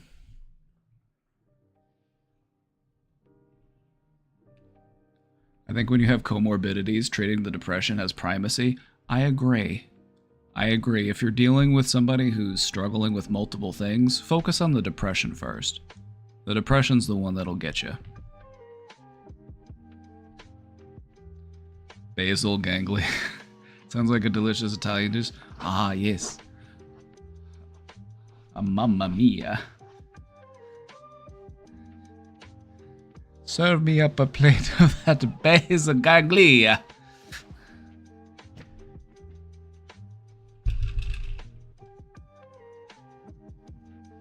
I won't be able to do that forever. Eventually it'll be too offensive.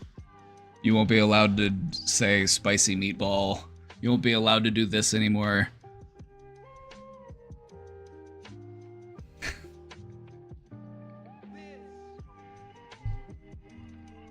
So enjoy it while it lasts.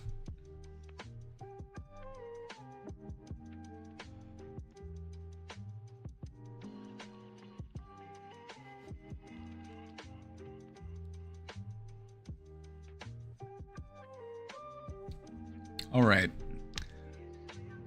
Another part that's involved is the anterior cingulate cortex. Anterior, I mean, it's in near the back of your brain. Anyway, it's a part of your brain that helps you to detect errors. It also, if something goes, off script, if something happens, it's the part of your brain that's like, hold on a second, what the fuck was that? It's also the part of your brain that helps you to regulate your emotions and adapt to new information. An example of this would be when you recognize a mistake and you adjust your behavior accordingly. Like, oh, I walk down this sidewalk every day and today there's a giant hole in it. I guess I'll walk around the hole.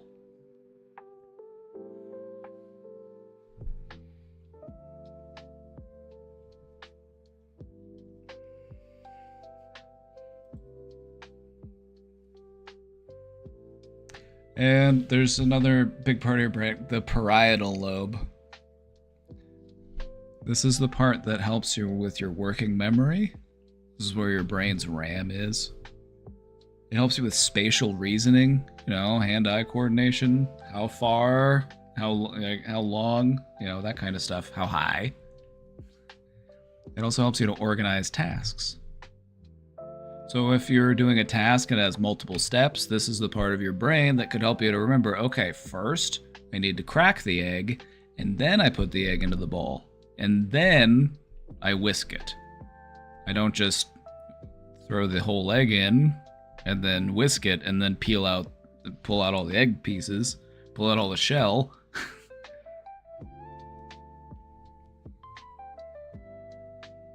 So, anyway, as I was saying, you don't need to know all these names. What I want you to take away from this is that there are different parts of my brain involved in executive function.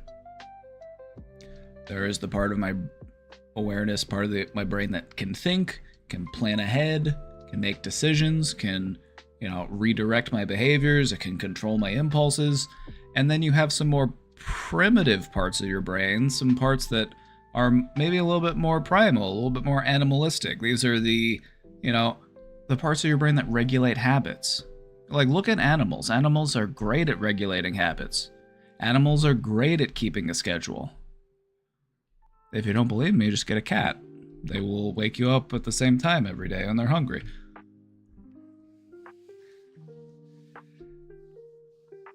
The parts of our brain that allow us to detect errors, regulate our emotions, adapt to new information.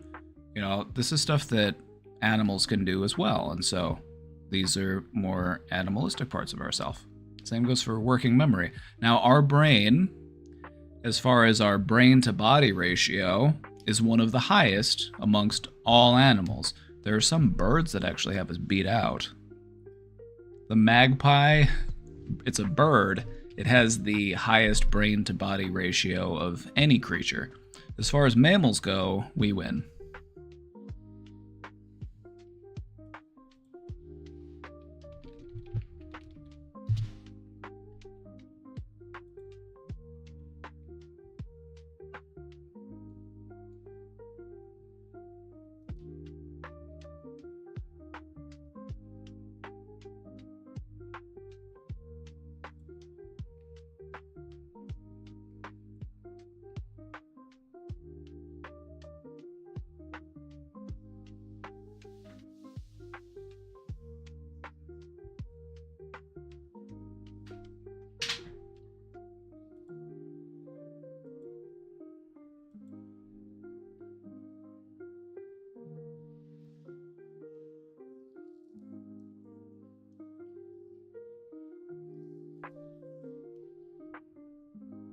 I know too many people who have zero method for doing anything. I just ask them, you figured out a new trick there.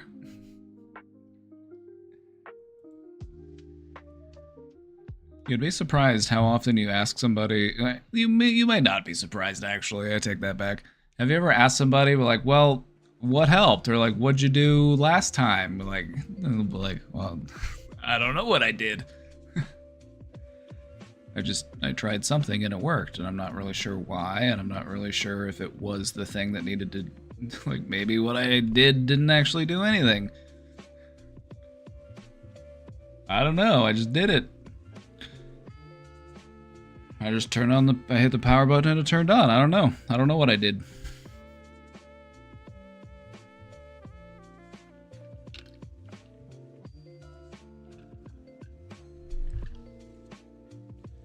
That is so me, I wing shit, but then I study what made it work afterwards. Another really important thing to remember here is that in forming routines and learning how to do things automatically, we don't have to consciously think about what we're doing while we're doing anymore, and we're still able to do stuff. And it can work. And you might refer to this as, well, I trust my gut, I trust my intuition, I trust my instinct. When you have a really well-established routine, it feels instinctual because this is formulated in a part of your brain that you're not normally consciously actively aware of.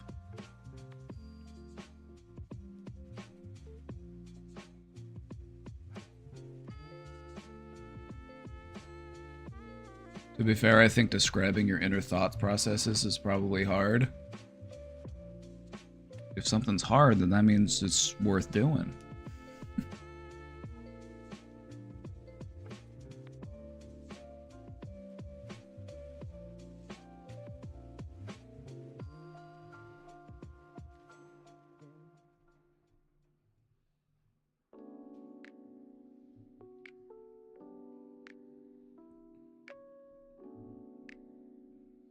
Does everyone here have an inner voice? Not everybody has an internal monologue. The thing about mine is that I can turn it off if I want to. It's not just constant. For some people, their inner monologue is almost constant. It's kind of like narrating themselves throughout their day.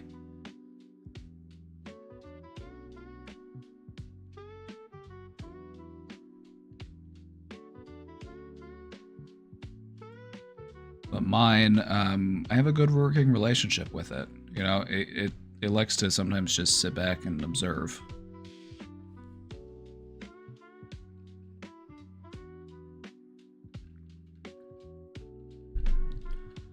Or maybe he does talk, but he isn't so loud. He doesn't yell. He just quietly takes notes.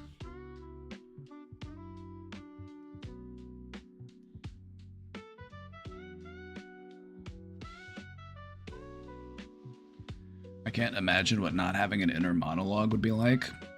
Do you want to find out?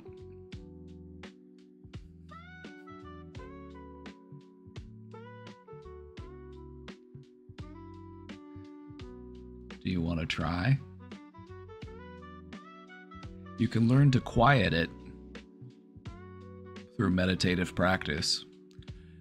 A really important addition to that meditative practice, and this is something that, you know, monks will do, they will chant, or they will hum, or they will just make a sound, you know, they will hold a note. So if you find a moment of quiet, of peace, and you're just able to sit there and just calm your mind, you can put what remains of your awareness into sound. Sound is really good at kind of overriding the rest of your awareness, especially if you're just holding a note.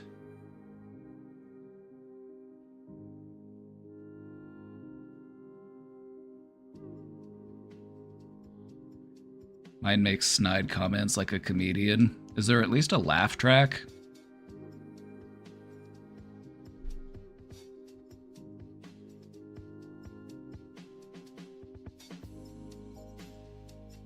White noise. White noise also helps. I never hear an internal monologue, IMO. It's always just stuff I'd like to say out loud. And I think that's the same thing. I think what we're referring to is, you know, everybody's brain is different. You know, like everybody's got their own unique fingerprint. Your brain is even more complicated than your fingerprint as far as like all the differences that can exist there. But I feel like for the most part, we're operating on the same hardware. You know, it's all the same operating system. It's just like maybe it depends on what version it is. Mine is more just a heckling or a peanut gallery. Oh my god.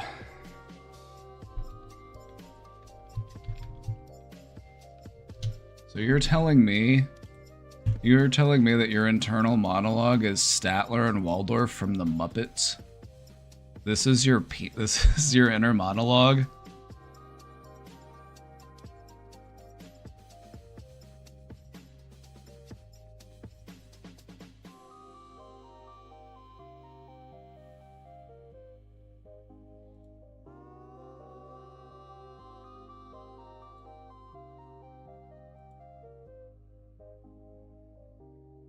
You know, as long as you're able to laugh along with them.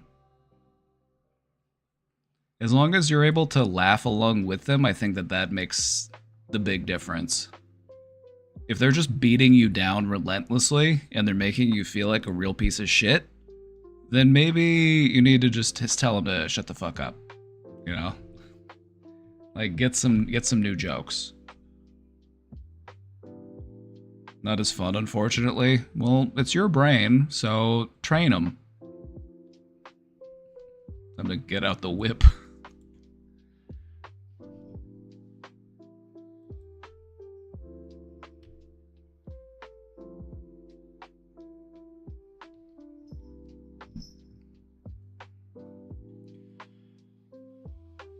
I'm a seasoned meditator, and I get that. What I mean is the experience of inner thoughts that do not express themselves in language. I do not know what cognitive feedback is like sans language. Is just images and impressions, etc. In my experience, it's a feeling. It kind of transcends beyond words. It kind of is inexpressible. You know, like every word that I use to describe a feeling, you gotta remember, these are just words. These are just descriptors. You know, there's always gonna be an essence of an emotion or an experience that's gonna be beyond words. Words can come close, but there's always something that feels like it's you know, there's always something that feels like it's left out. It's like a feeling, except you feel it on an even deeper level. It's like, oh yes, I know this in my bones.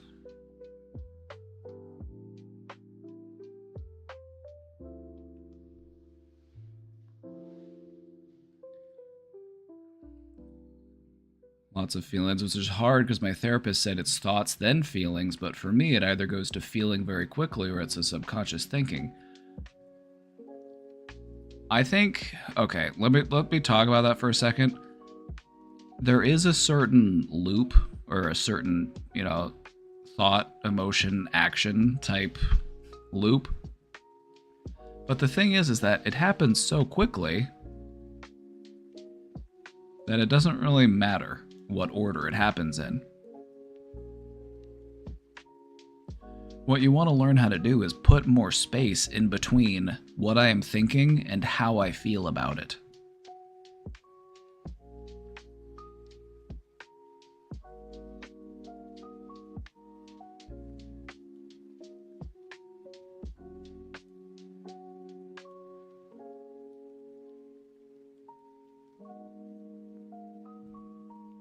So it's apprehending meaning without the word itself. Yeah, it's kind of like trying to explain to a blind person what color is, or trying to explain to a deaf person what music sounds like. They can understand it on some level, but words only do so much. Sometimes you have to experience something firsthand, you know, you have to, you know, in order for it to really make sense.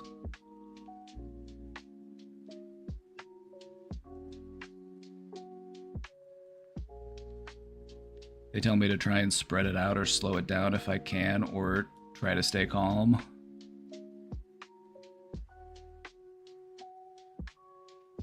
A big deep breath.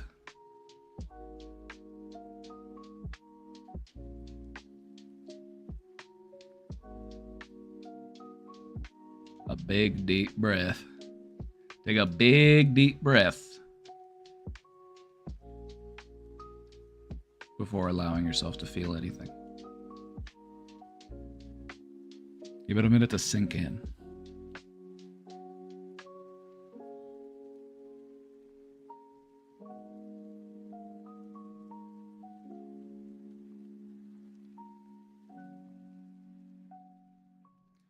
So I was sitting here and I'm thinking I had an itch, and I thought to myself, my head itches, I should scratch it, and then I did, but my understanding is that some people don't have that first part.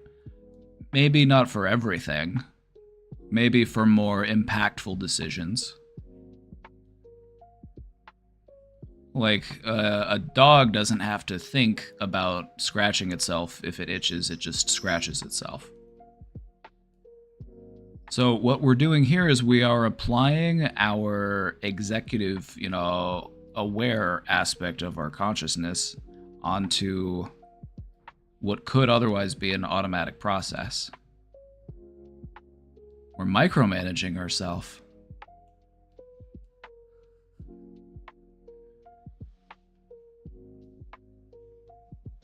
Like, hold on, we've got an itch on the head. Should we go ahead and with the scratch? We need to take this upstairs first. We need to run this by the board. We need to have a meeting over this. Okay, so an issue was brought up to us from the factory floor. They're saying our head currently itches, and they are requesting for resources and permission to scratch the itch. All right. Now, how are we gonna do that? Fingers? Will fingers suffice, or do we need special equipment? All right. Now, how much time is this gonna take? All right. Go ahead. Go ahead and authorize the project. It fits within the budget.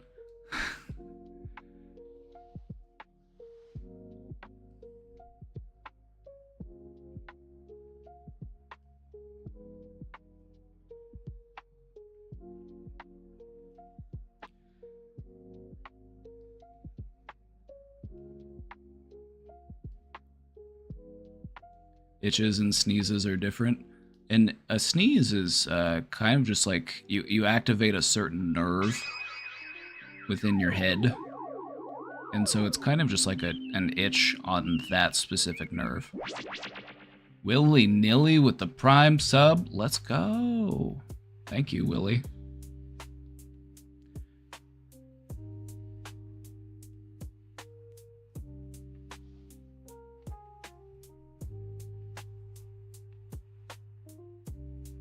All in a fraction of a second. Oh yeah, true. And yeah, and all of this happens in the fraction of a second because that's just how fast your brain operates.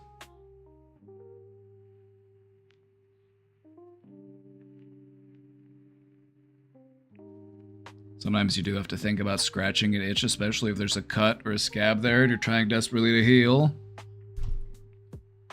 True, and then sometimes you put hand sanitizer on your hands even though you have a scratch because you forgot that you had the scratch and you were just too caught up in the automatic process. You didn't insert yourself. You didn't have to apply this level of executive functioning.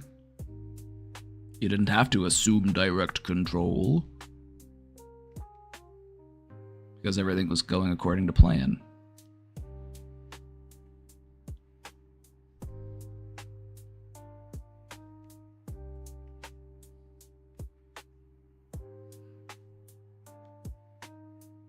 All right.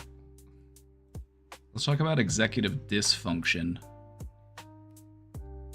Executive dysfunction is a condition. Hold on. This is gonna bother me. Oh my god, that shifted everything.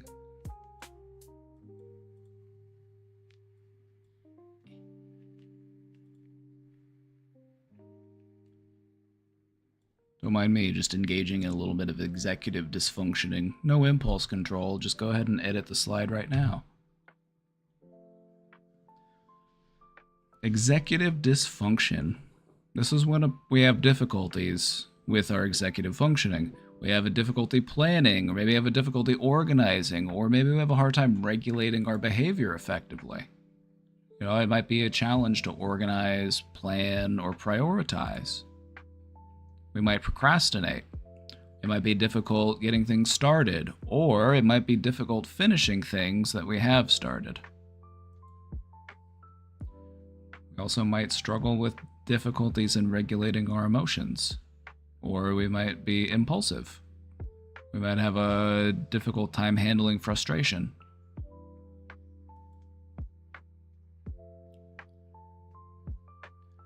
This is stuff that you see commonly in ADHD, anxiety, or in other high-stress environments.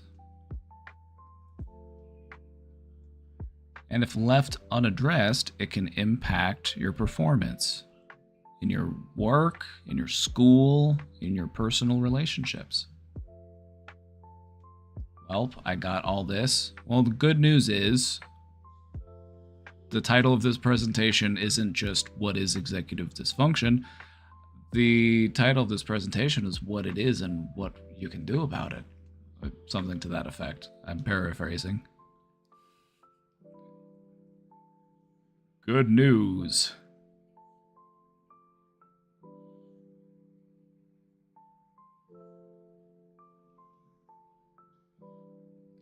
I like that Mass Effect reference. Good. View that aspect of your executive functioning as your harbinger, or whoever it was in Mass Effect 2.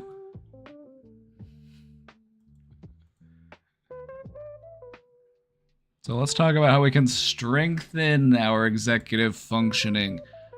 Remember, there are different aspects of it. You've got that working memory component. You can work on your working memory.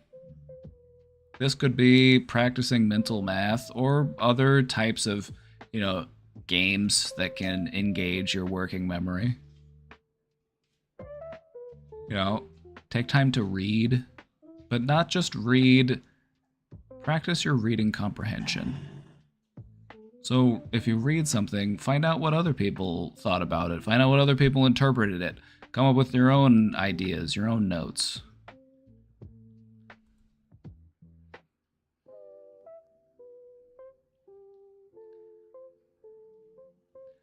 There are also different memory techniques that you can use to help you retain information. Breaking things into chunks, a technique that we lovingly refer to as chunking. Utilizing visualization. And of course, good old-fashioned repetition.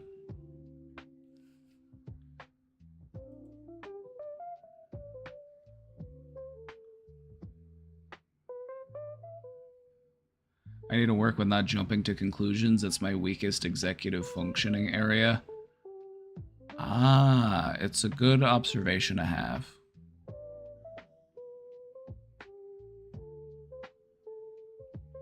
I would say emotional intelligence and executive functioning definitely go hand in hand.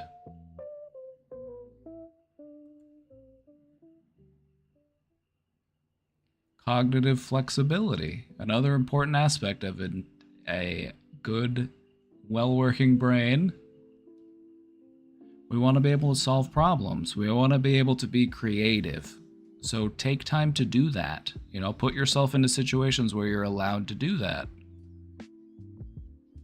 Maybe part of the reason why our brain doesn't feel so motivated is because we're not giving it an opportunity to be motivated. If things are just very routine, very mundane, maybe we actually need some challenge.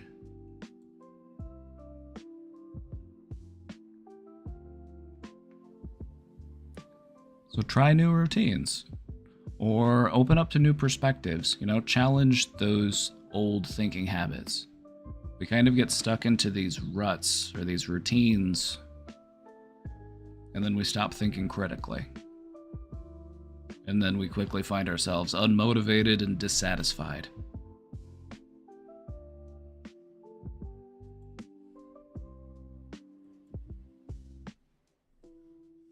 And lastly, your inhibitory control, also known as impulse control.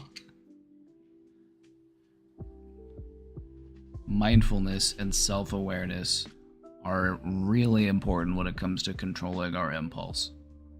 Mindfulness is taking time to stop and think before you act. Alright, so I'm at the store and I'm wondering whether or not I should get that bag of candy. What would it be like if I got that bag of candy? Well, I'd probably eat some of them in the car, and then I'd take the rest home, and then I would, maybe I'd eat the rest of them, or maybe I'd save some for later. But I do have other snacks at home that I could make. I do have stuff that I've been meaning to eat through before it goes bad. So maybe I don't need this candy. Maybe I will make myself something when I get home instead. Something that I'll like even more.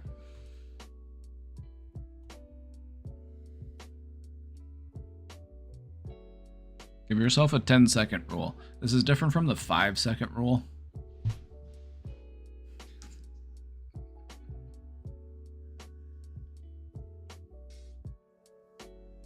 This is about delaying your reactions and making thoughtful choices. If you're in a situation where you feel like I need to react some type of way, or I need to make a decision, give yourself time to do it. Consciously, actively take time to think before you respond or before you react.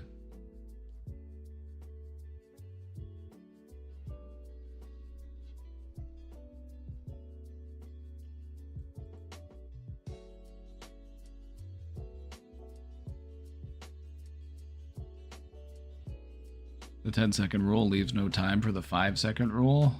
Oh, well, you can combine the two. You pick up the thing off the floor and then you take a few seconds to decide if you really want to eat it or not.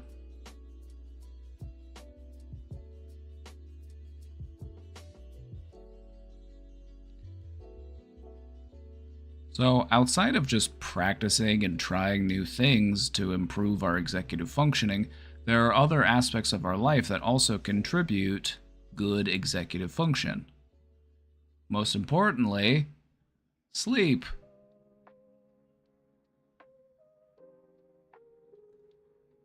Your brain needs rest. A well-rested brain works better. It processes information more effectively.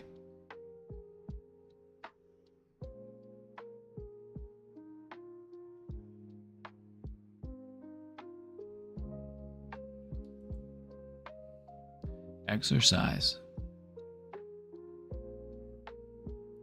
Not only is exercise good for your body, but it boosts your cognitive function and it can aid in your emotional regulation. Who knew? I did, and other people did, and now you do, so we all know. Exercise is more than just something for your body. Whenever you move your body, whenever you make your body do things, that's actually your brain making your body do those things. And so taking time to engage in activity is actually using your brain.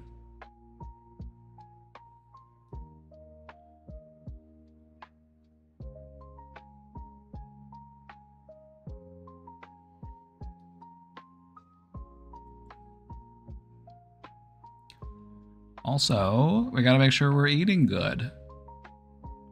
You know, if we're not meeting all of our nutritional needs, it affects our brain health. It also interferes with our level of energy.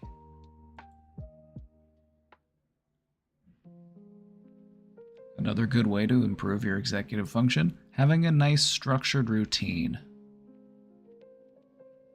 Whenever we have consistent habits, it reduces our cognitive load. I have to spend less time actively thinking about what I'm going to do or how I'm going to do it because I know how I'm going to do it. I know what I'm going to do because it's my routine.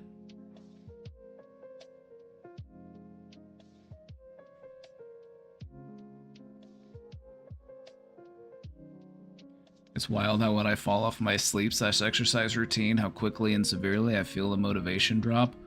Oh yeah, absolutely. That's why very often what they'll ask you if you're ever like talking to a doctor or somebody about how your mood is or how your energy level is, they'll almost always ask you questions about this type of stuff. How are you sleeping? Are you getting exercise? What's your diet like? What's your nutrition? What's your day-to-day routine?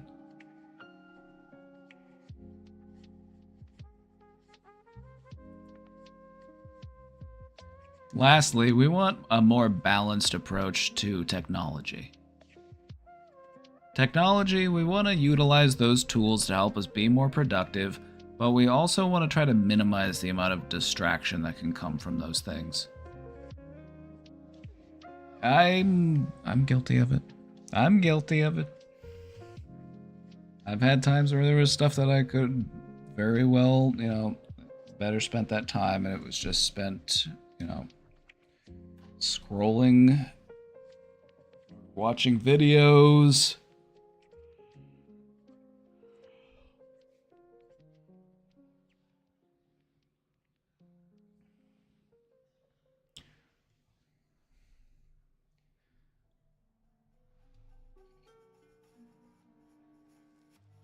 I think a good way to look at it would be if you do want to do this, because it's fun to have those distractions from time to time.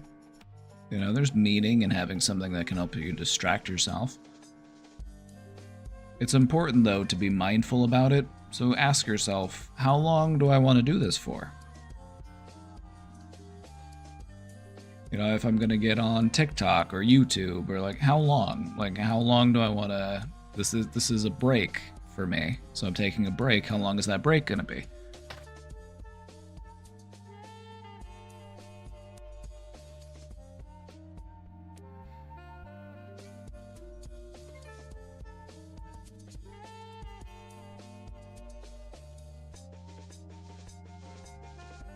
It sounds weird, but with my ADHD, I give myself time to do ADHD stuff, on the weekends when I can. I'm like, let's go all over the place and do all this stuff out of order.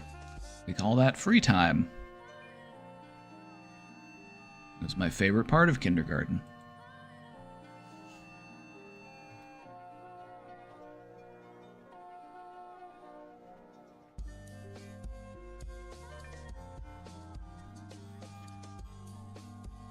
Sometimes it's nice to just let your brain do its thing and to break free from your routine.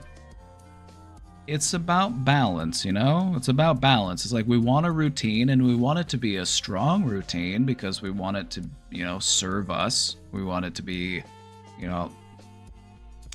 want it to help us be motivated. We want it to help us stay energized. We want to feel good about ourselves. But we don't want it to be so rigid that there's no room for creativity or, there's no room for improv.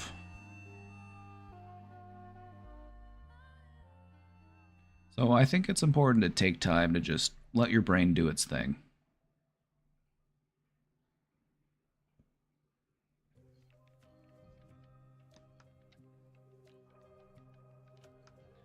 Oliver Sacks wrote about a surgeon with a tic disorder who allowed time for tics before he had to perform surgeries.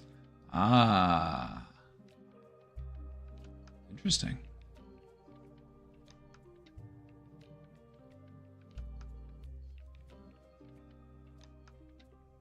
When I can't get focused, I intentionally take a set amount of time to fuck about, but it's limited and then I lock in. That's a good way to do it. That's a good way to do it.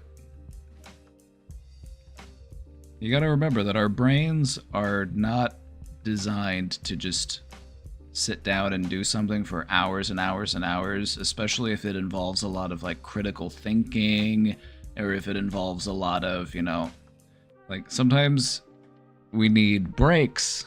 Sometimes we need to get up and clear our head and then, take a lap, get some water, go to the bathroom, scroll on your phone for a little bit, and then get back to it. There's a sweet spot for it, so I would encourage you to try to find what yours is. For most people, it's probably about 45 minutes. You could sit down and just really put your all into whatever it is you're doing before you start to get a little burnt out, or before you start thinking about other stuff, you start getting a little bit distracted. It's really hard to stay that dialed in for that long. Now, it's not impossible, but what you might notice is that sometimes your performance kind of drops off a little bit. You're not able to produce as clean of work. You start to get a little bit sloppy, or you start taking shortcuts.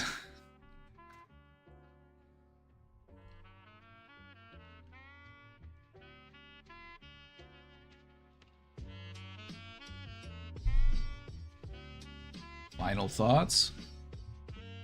Executive functions can be strengthened with intentional practice and lifestyle adjustments. So if you feel like I have a hard time with my executive functioning, and that would be me,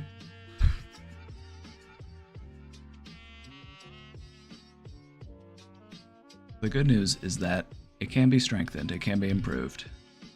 The key is self-awareness and building good habits. This will help you to improve your focus, your flexibility, and your self-control. It takes time to improve your executive function, But you got to remember that you start by making small changes, and those small changes lead into significant progress. So, I have a question for you. Time for a little discussion. What strategies have worked for you in improving focus and organization? We've had some people share in the chat already what their strategies were. Now I take some time to fuck around.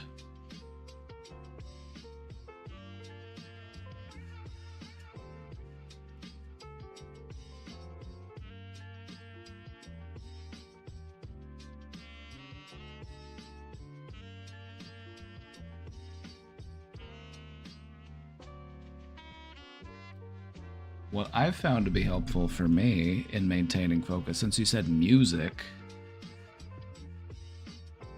I find that certain music can help me to really dial in. If I'm listening to something that's too relaxing or it's too sleepy, it's like, I'm not gonna be into it. Like, I need something a little more energetic. But not too energetic. Otherwise, it's gonna become a distraction. You gotta find that sweet spot. What BPM are you operating at right now?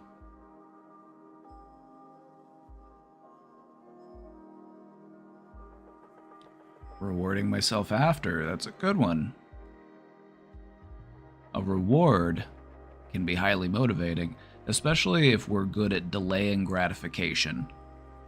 Because one of the problems that we face as adults is that I can eat ice cream whenever I want.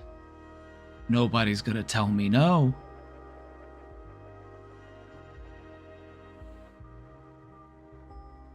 And so, as an adult, you have to learn how to delay your own gratification in order to help you to remain motivated.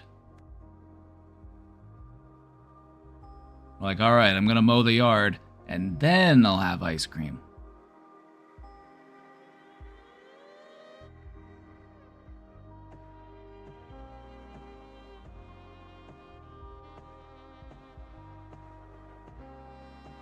Setting routines or planning ahead of time so I don't get frozen making decisions in the moment.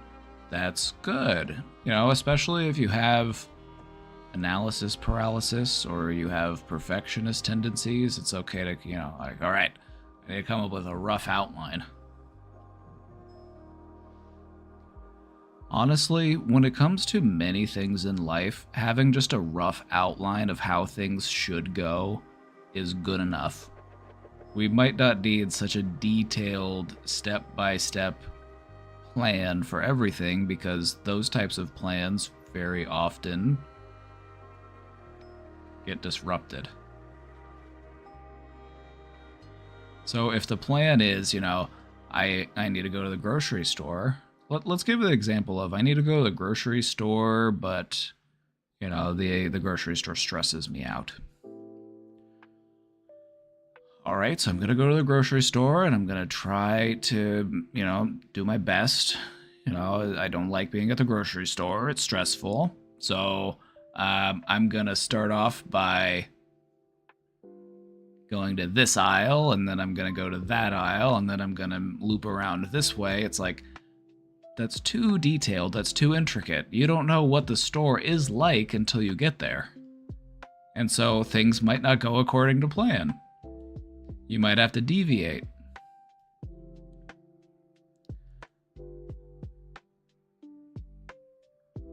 So for some things, we really do need a step-by-step, detailed set of instructions. If we're doing chemistry, we're trying to synthesize a chemical reaction or something, like, yeah, definitely, you want to follow it to a T. But for other things in life, they're much more organic. They're much more... There's wiggle room. So I would say any good plan in your life has a bit of wiggle room. If you want to improve, learn how to improv.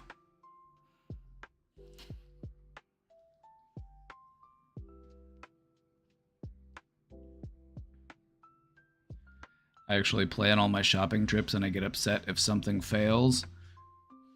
I think a good addition to your plan would be, what should I do if I get upset? Maybe we could factor that into the plan.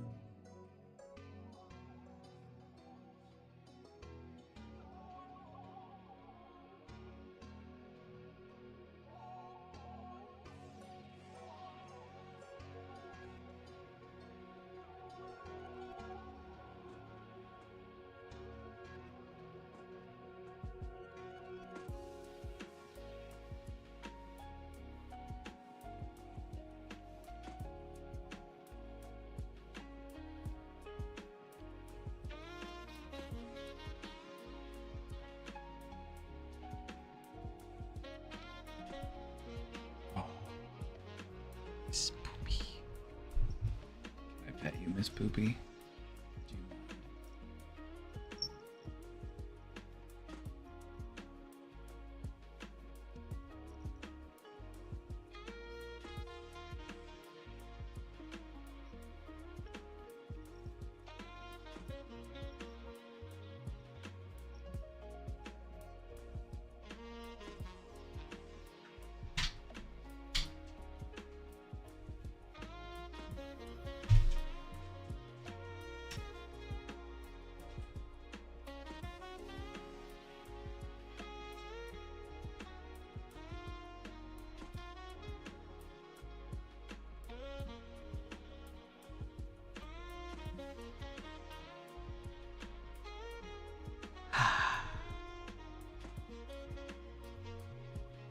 Well, that was executive functioning. Any questions? Again, this was a topic that we covered. This was from the... It was a stream idea. We do stream ideas here in the Discord. And so that's what we did. This was Skeeter Bug's idea. So hopefully we answered all your questions. And well, remember when I talked earlier about how there are more types of executive functions? There's more that goes into it. You know, we talk about our social behavior, we talk about our personality, you know, the reward system of our brain. There's more that goes into it, but we kind of just wanted a more general overview today of some of the main points.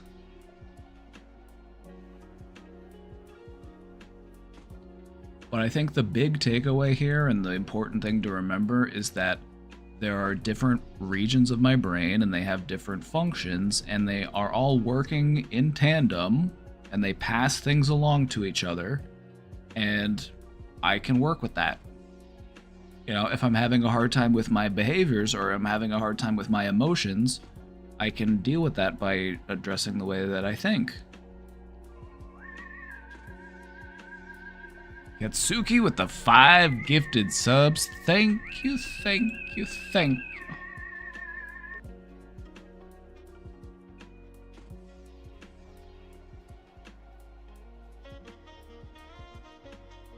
Thank you for all the help you provide for free.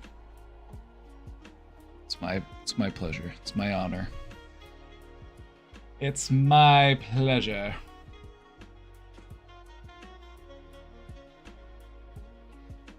Isn't the brain kind of cool? Also, don't forget, it's your brain. You can train it.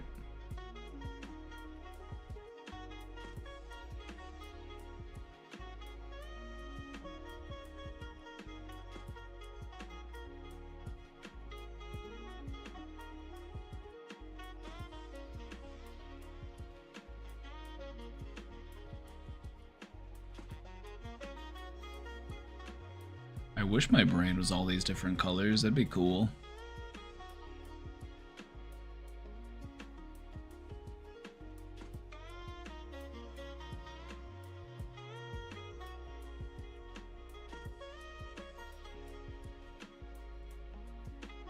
Have you thought about an emote of a brain with sunglasses? Ooh.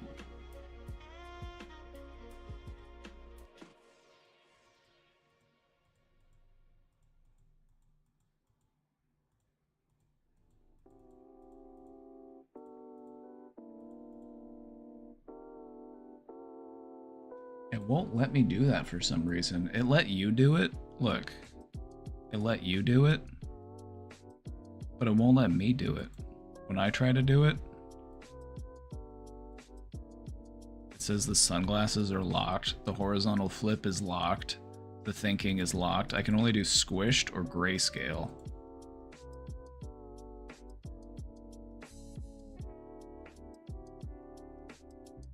Why won't it let me do it?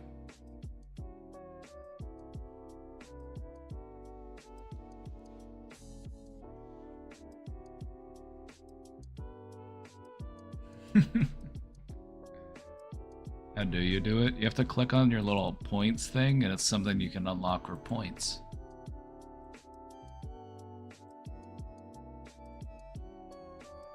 Apparently, I can only do squish and grayscale. It won't let me do any of the other ones.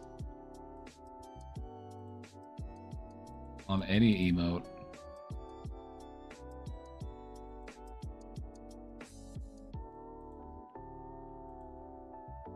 This is broken.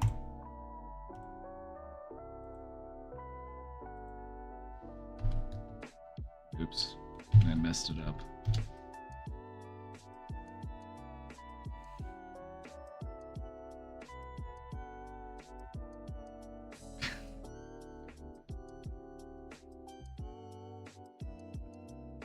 Now you're all just showing off. Now you're all just showing off.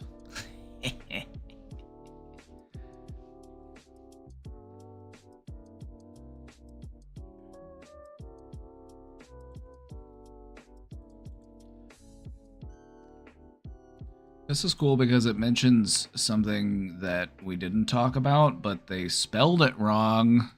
Oops. Uh-oh. Metacognition. Metacognition. Thinking about thinking. That's another one of your executive functions. Your ability to think about thinking. Your ability to have philosophy. A belief system.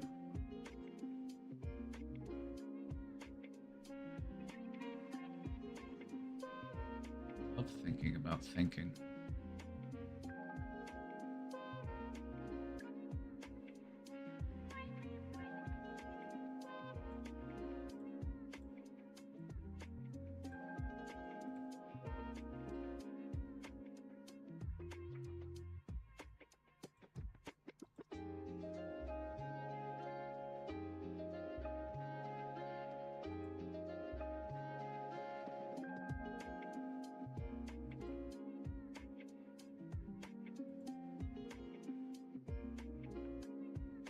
Serious question, even though it sounds sarcastic.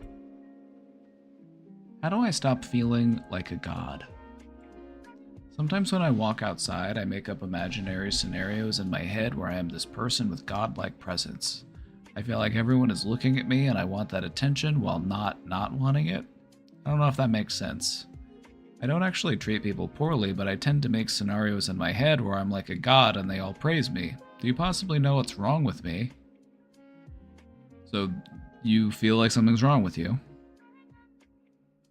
I feel frustrated because I just don't know what's going on.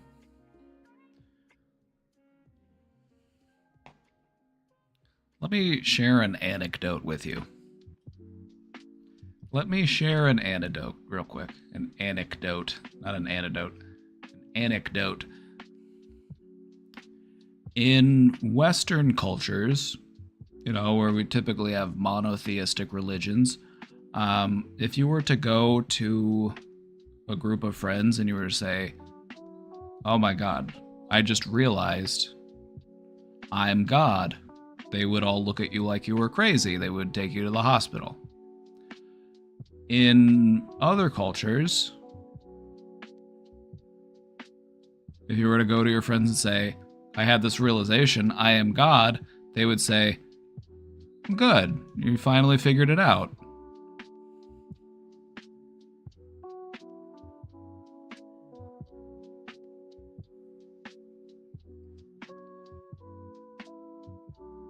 There are cultures that believe that every living thing is an aspect of the divine. So it's okay to believe that you're a god, as long as you recognize that everyone else is one too, and that I should not treat others as I would not treat God, you know?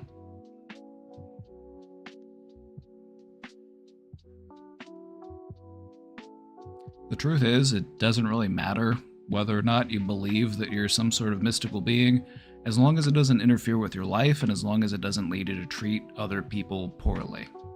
You know, if you can be a compassionate, empathetic, patient, and kind person,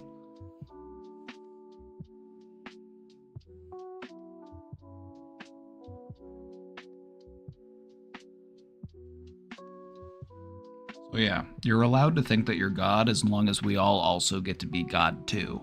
It's not just you, because that wouldn't be fair. But as long as we're all God, that's okay. And that also includes the dogs and the squirrels and the cats and, you know, the birds and the bees and all that.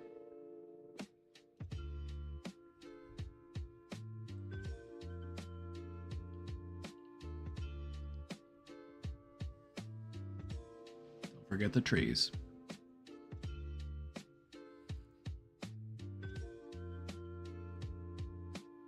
If you've ever read the book Stranger in a Strange Land, it's about the story of a man from Mars.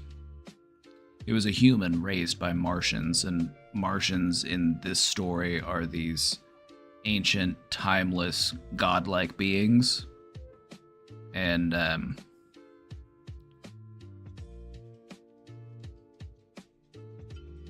one of the phrases from that book is, "Thou art God." They use it as like a greeting.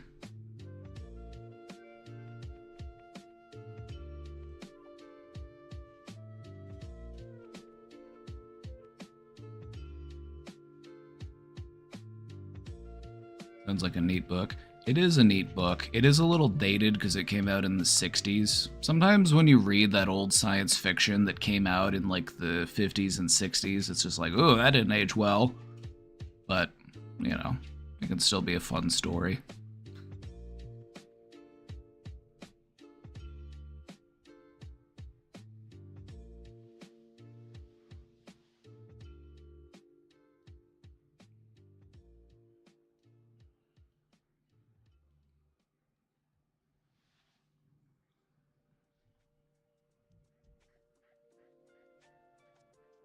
We are all God's children.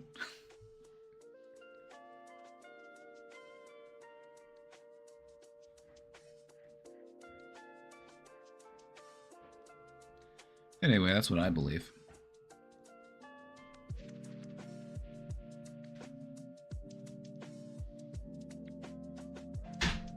Or as Ram Dass said, treat people as if they are God in drag. Absolutely. Absolutely. What if God was one of us? Just a stranger on the bus, trying to make his way home.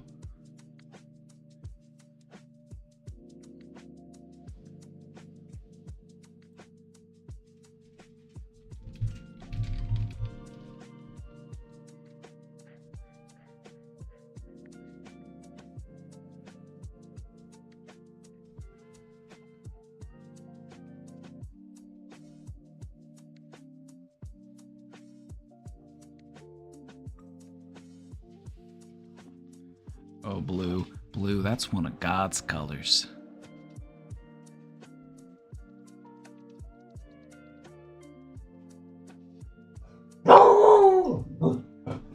Can you find a different window to do that out of? My window's not even open. You're barking at a shade. Thank you. Go out and go do that in the living room.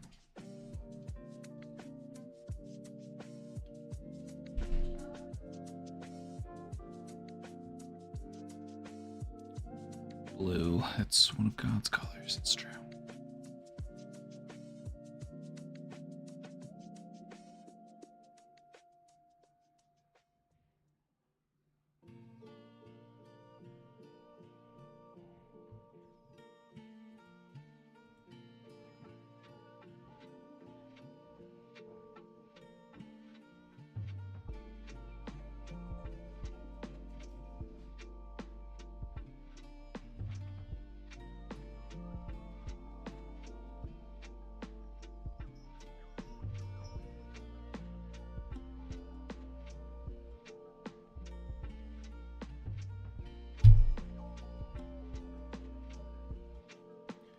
Then there's Ishmael, who trumps the idea of God with mind-blowing evolutionary theory. I'm not sure what that is. Sometimes I like to think that we're all like, you know how we have a brain and it's full of all these interconnected brain cells and it creates something that's greater than the sum of its parts? What if all living conscious beings within the universe were like individual brain cells within a much larger universal brain?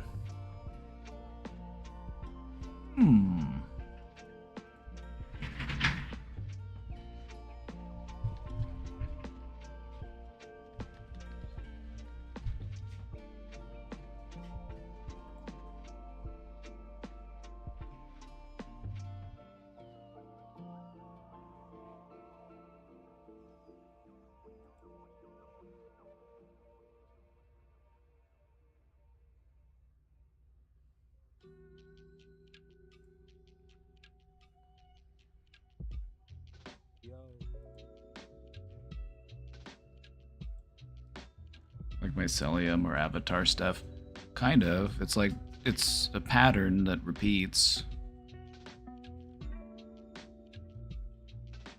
So, I don't know.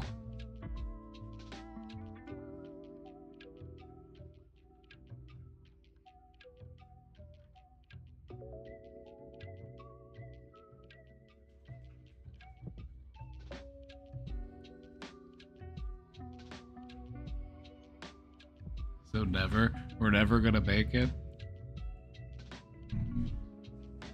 Well, not with that attitude.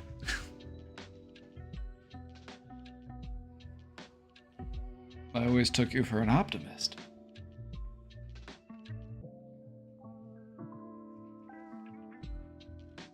Again, who? Oh yeah, I knew I was gonna look that up. I'm like, who?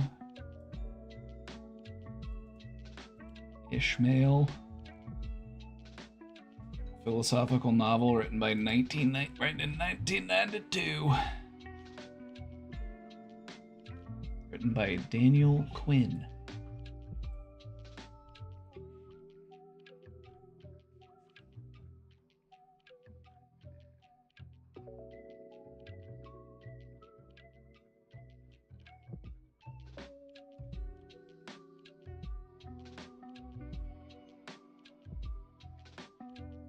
There's a telepathic gorilla?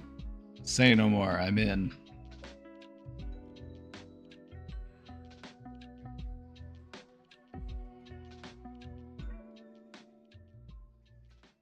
Isn't that the gorilla book? I had never heard about the gorilla book until today.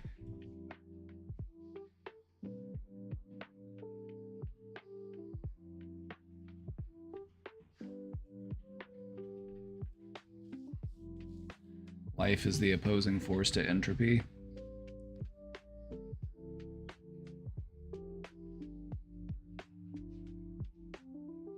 Two opposing forces which are a part of a bigger cycle.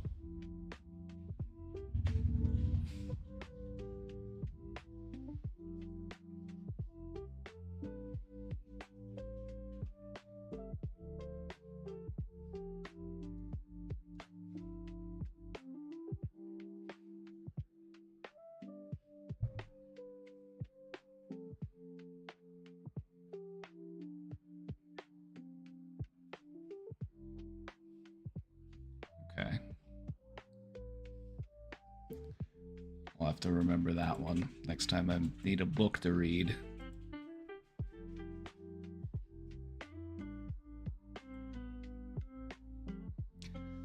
Big, stressful day here.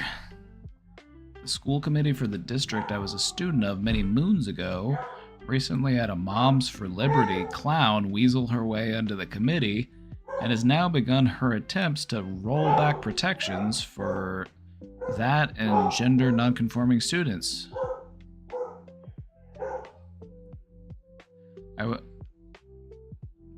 Oh, is this trans instead of that's? Did it autocorrect? Using context clues here. Rolling back protections for trans and gender nonconforming students. I was a trans student here, and I know what damage students like me will face should she succeed. I'm trying to muster up the courage to stand face to face with the committee members and share my story in front of hundreds of attendees, but I'm worried my anxiety will take over. Luckily, I found an old classmate who offered to do it for me if I can't. Any tips to help me get up to the mic and give them hell? Just imagine young you. Imagine young you. Who would you want to stand up and speak for you? Now is your opportunity to be that adult. Would you want that adult to sit quiet and, keep these things to themselves, or stand up and speak?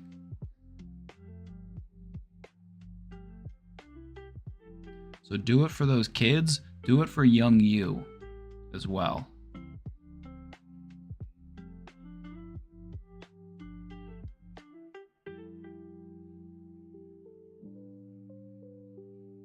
Write it out.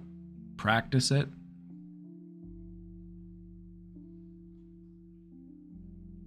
Don't forget to breathe.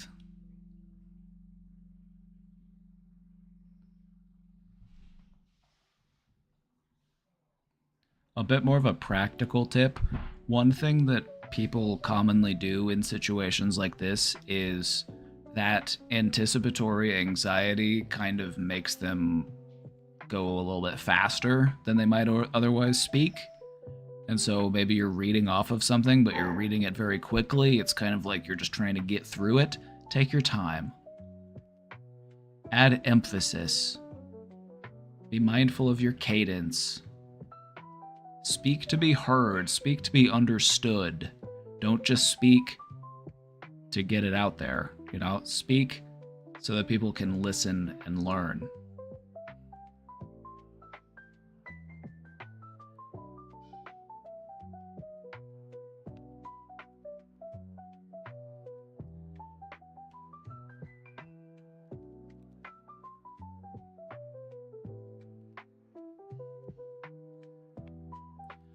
Find out what would work better for you. Would having it all written out ahead of time help? Or would just having a set of bullet points, key points that you want to make, would that be helpful? It depends on, your comfort level. If this is something that, you're feeling a little bit apprehensive about, maybe have the whole thing written out. Read through it a few times, though. Get a handle on your pacing. Get a handle on, just feeling confident in your ability to read what you wrote. Start there before you worry about, going in front of a bunch of people and talking. Maybe sit down with a friend and say, hey, I wrote this out. Do you mind if I read it to you? So you can give me some feedback.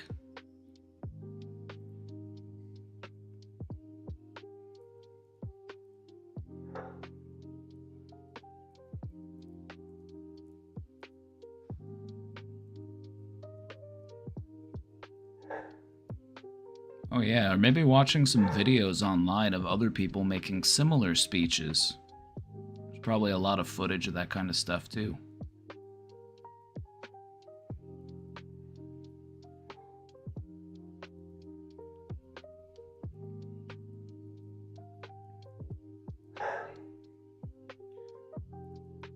Also, I would say, above all else, just try to have fun. But no, if there's only one thing that you got to say, one point that you got to make, save it for that last line. Have that be your closer. That one point that you really want to make, that you really want to stick with people. End on that one. Don't let it get lost in all of the other ideas.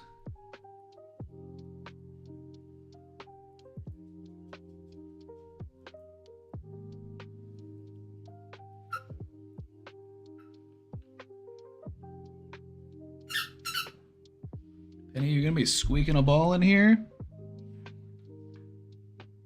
Penny's got a ball and she's squeaking it.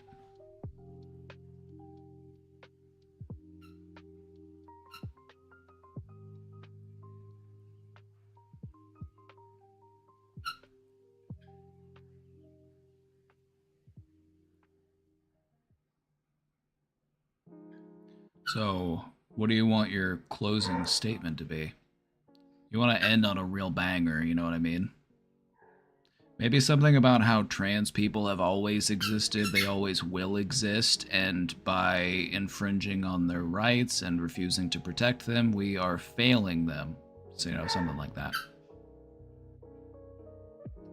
Penny? Squeaking.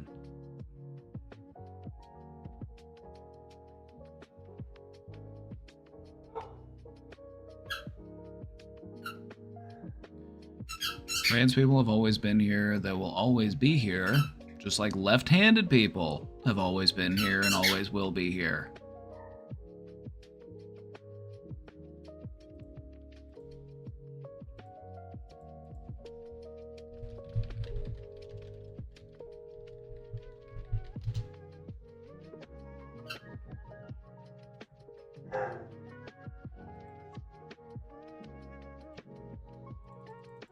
Penny's back here. Casey's out there calling for Penny, and she's back here.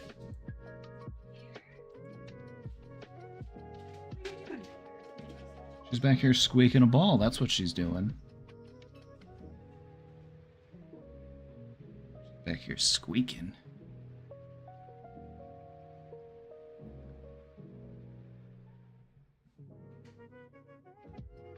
Just take a look at this graph real quick. This is the history of left-handedness. You might look at this graph and think, why was there a sudden spike in left-handedness?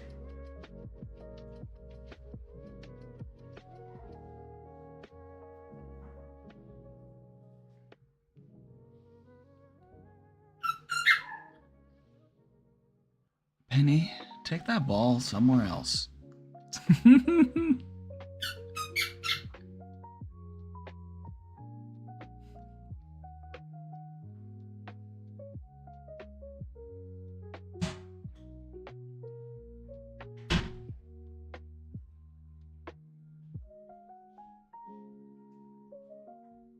This graph isn't showing you that there were suddenly more left-handed people. This just meant that we stopped forcing children to write with their right hand. If they were left-handed, we allowed them to be left-handed.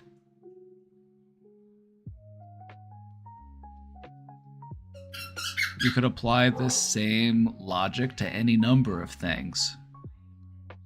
You know, they'll try to act like things are growing or things are... But no, it's like, no, it is what it is. The rate is what it is. It's not actually going up. It's just that people are actually allowed to be who they are. So you can take this graph, this line of left-handedness, and you can apply this to so many different things. You know, being LGBT, being trans, gay, whatever. It's like, maybe it's not actually on the rise. Maybe people are just actually allowed now to be who they are.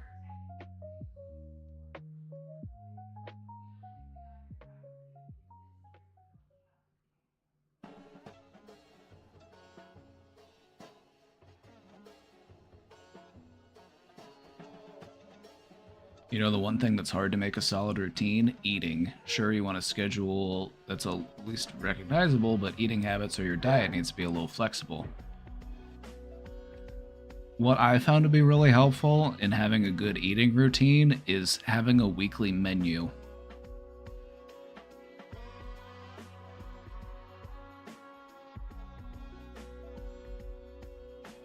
Having a plan for the week, you know.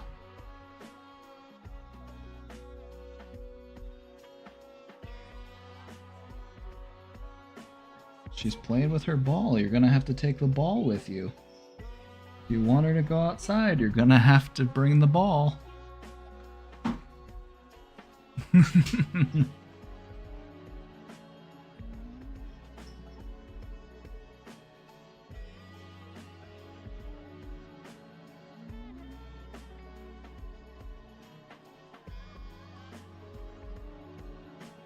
Oh, Miss Poopy. Hi, baby. Where are you going? You leaving? Alright, see you later.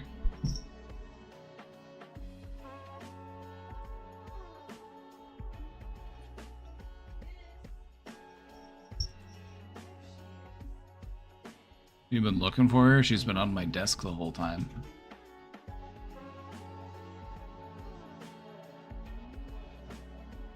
The number of intersex people is comparable to the number of redheads. This I did not know.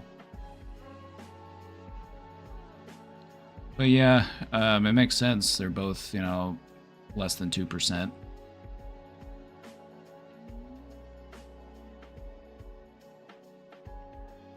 I think that's a good way to introduce people to the conversation.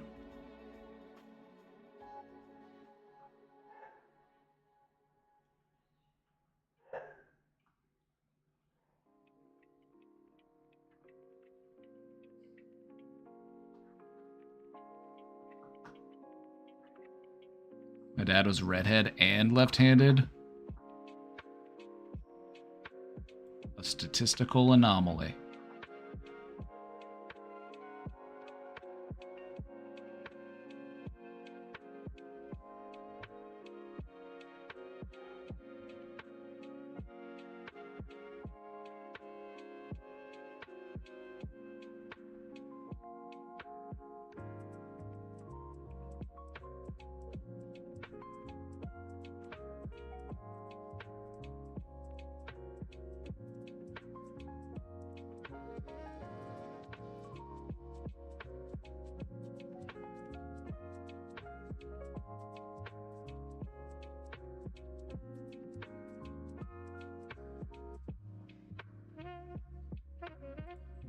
It's estimated that between 1 to 2% of the population has intersex traits. That makes it more common than having red hair or being an identical twin.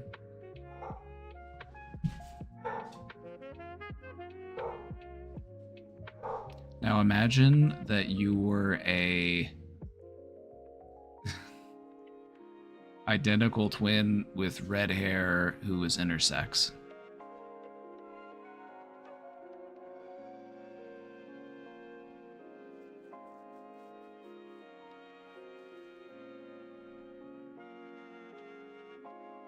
Statistically, there's got to be at least a few.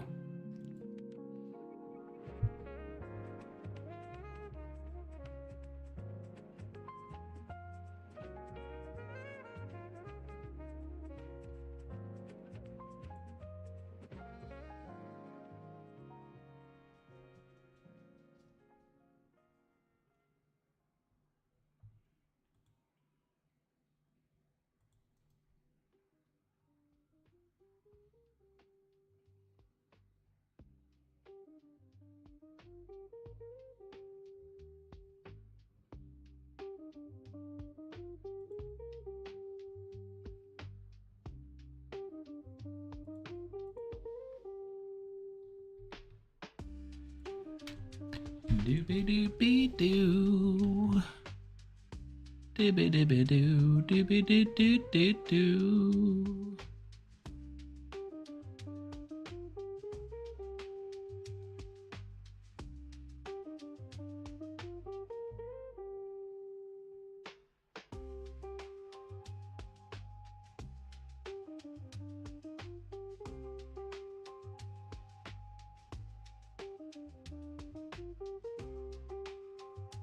And their version, yeah. I learned a lot watching Little Women Atlanta. There's different types of dwarfism. Achondroplasia is the most common cause.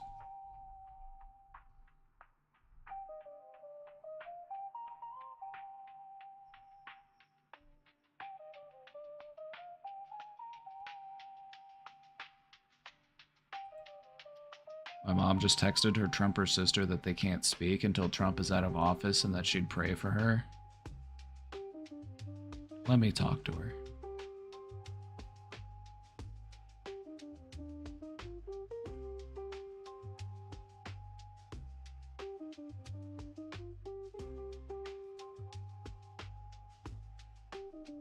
Let me talk to her. Maybe I can get through.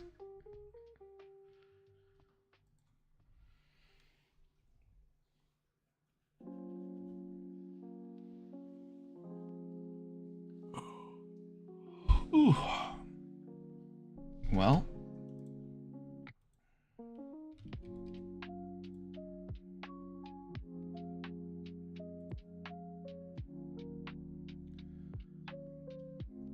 Honestly, I might go outside. It's very nice out. I might go outside and enjoy the weather. I go spend some time outside with the dogs. Maybe I'll give the cats some outside time too.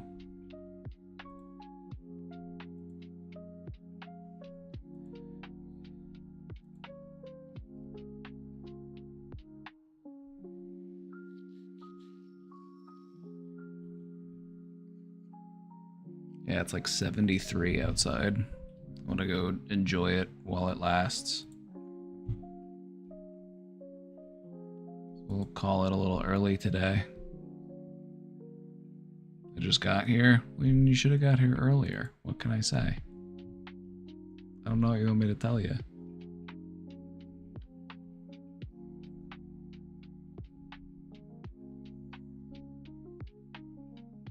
Just go watch the VOD and pretend I'm talking to you.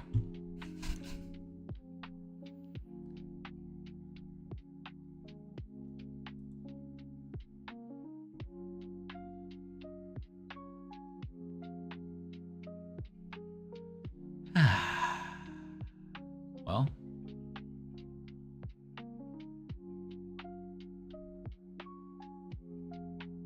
I'll save my question for next time, I guess.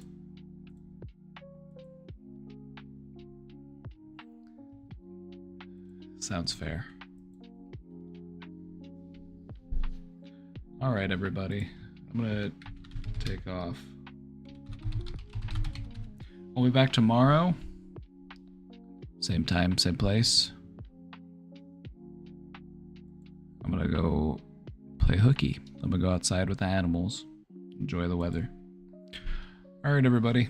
Have a great night. Go say hi to Cartoon Therapy for me. And go remind him that we need to plan our crossover episode. You can politely remind him that we're waiting for the DM.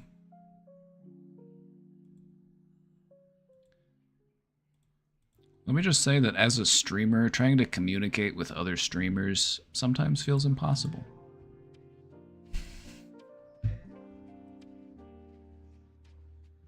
Anyway.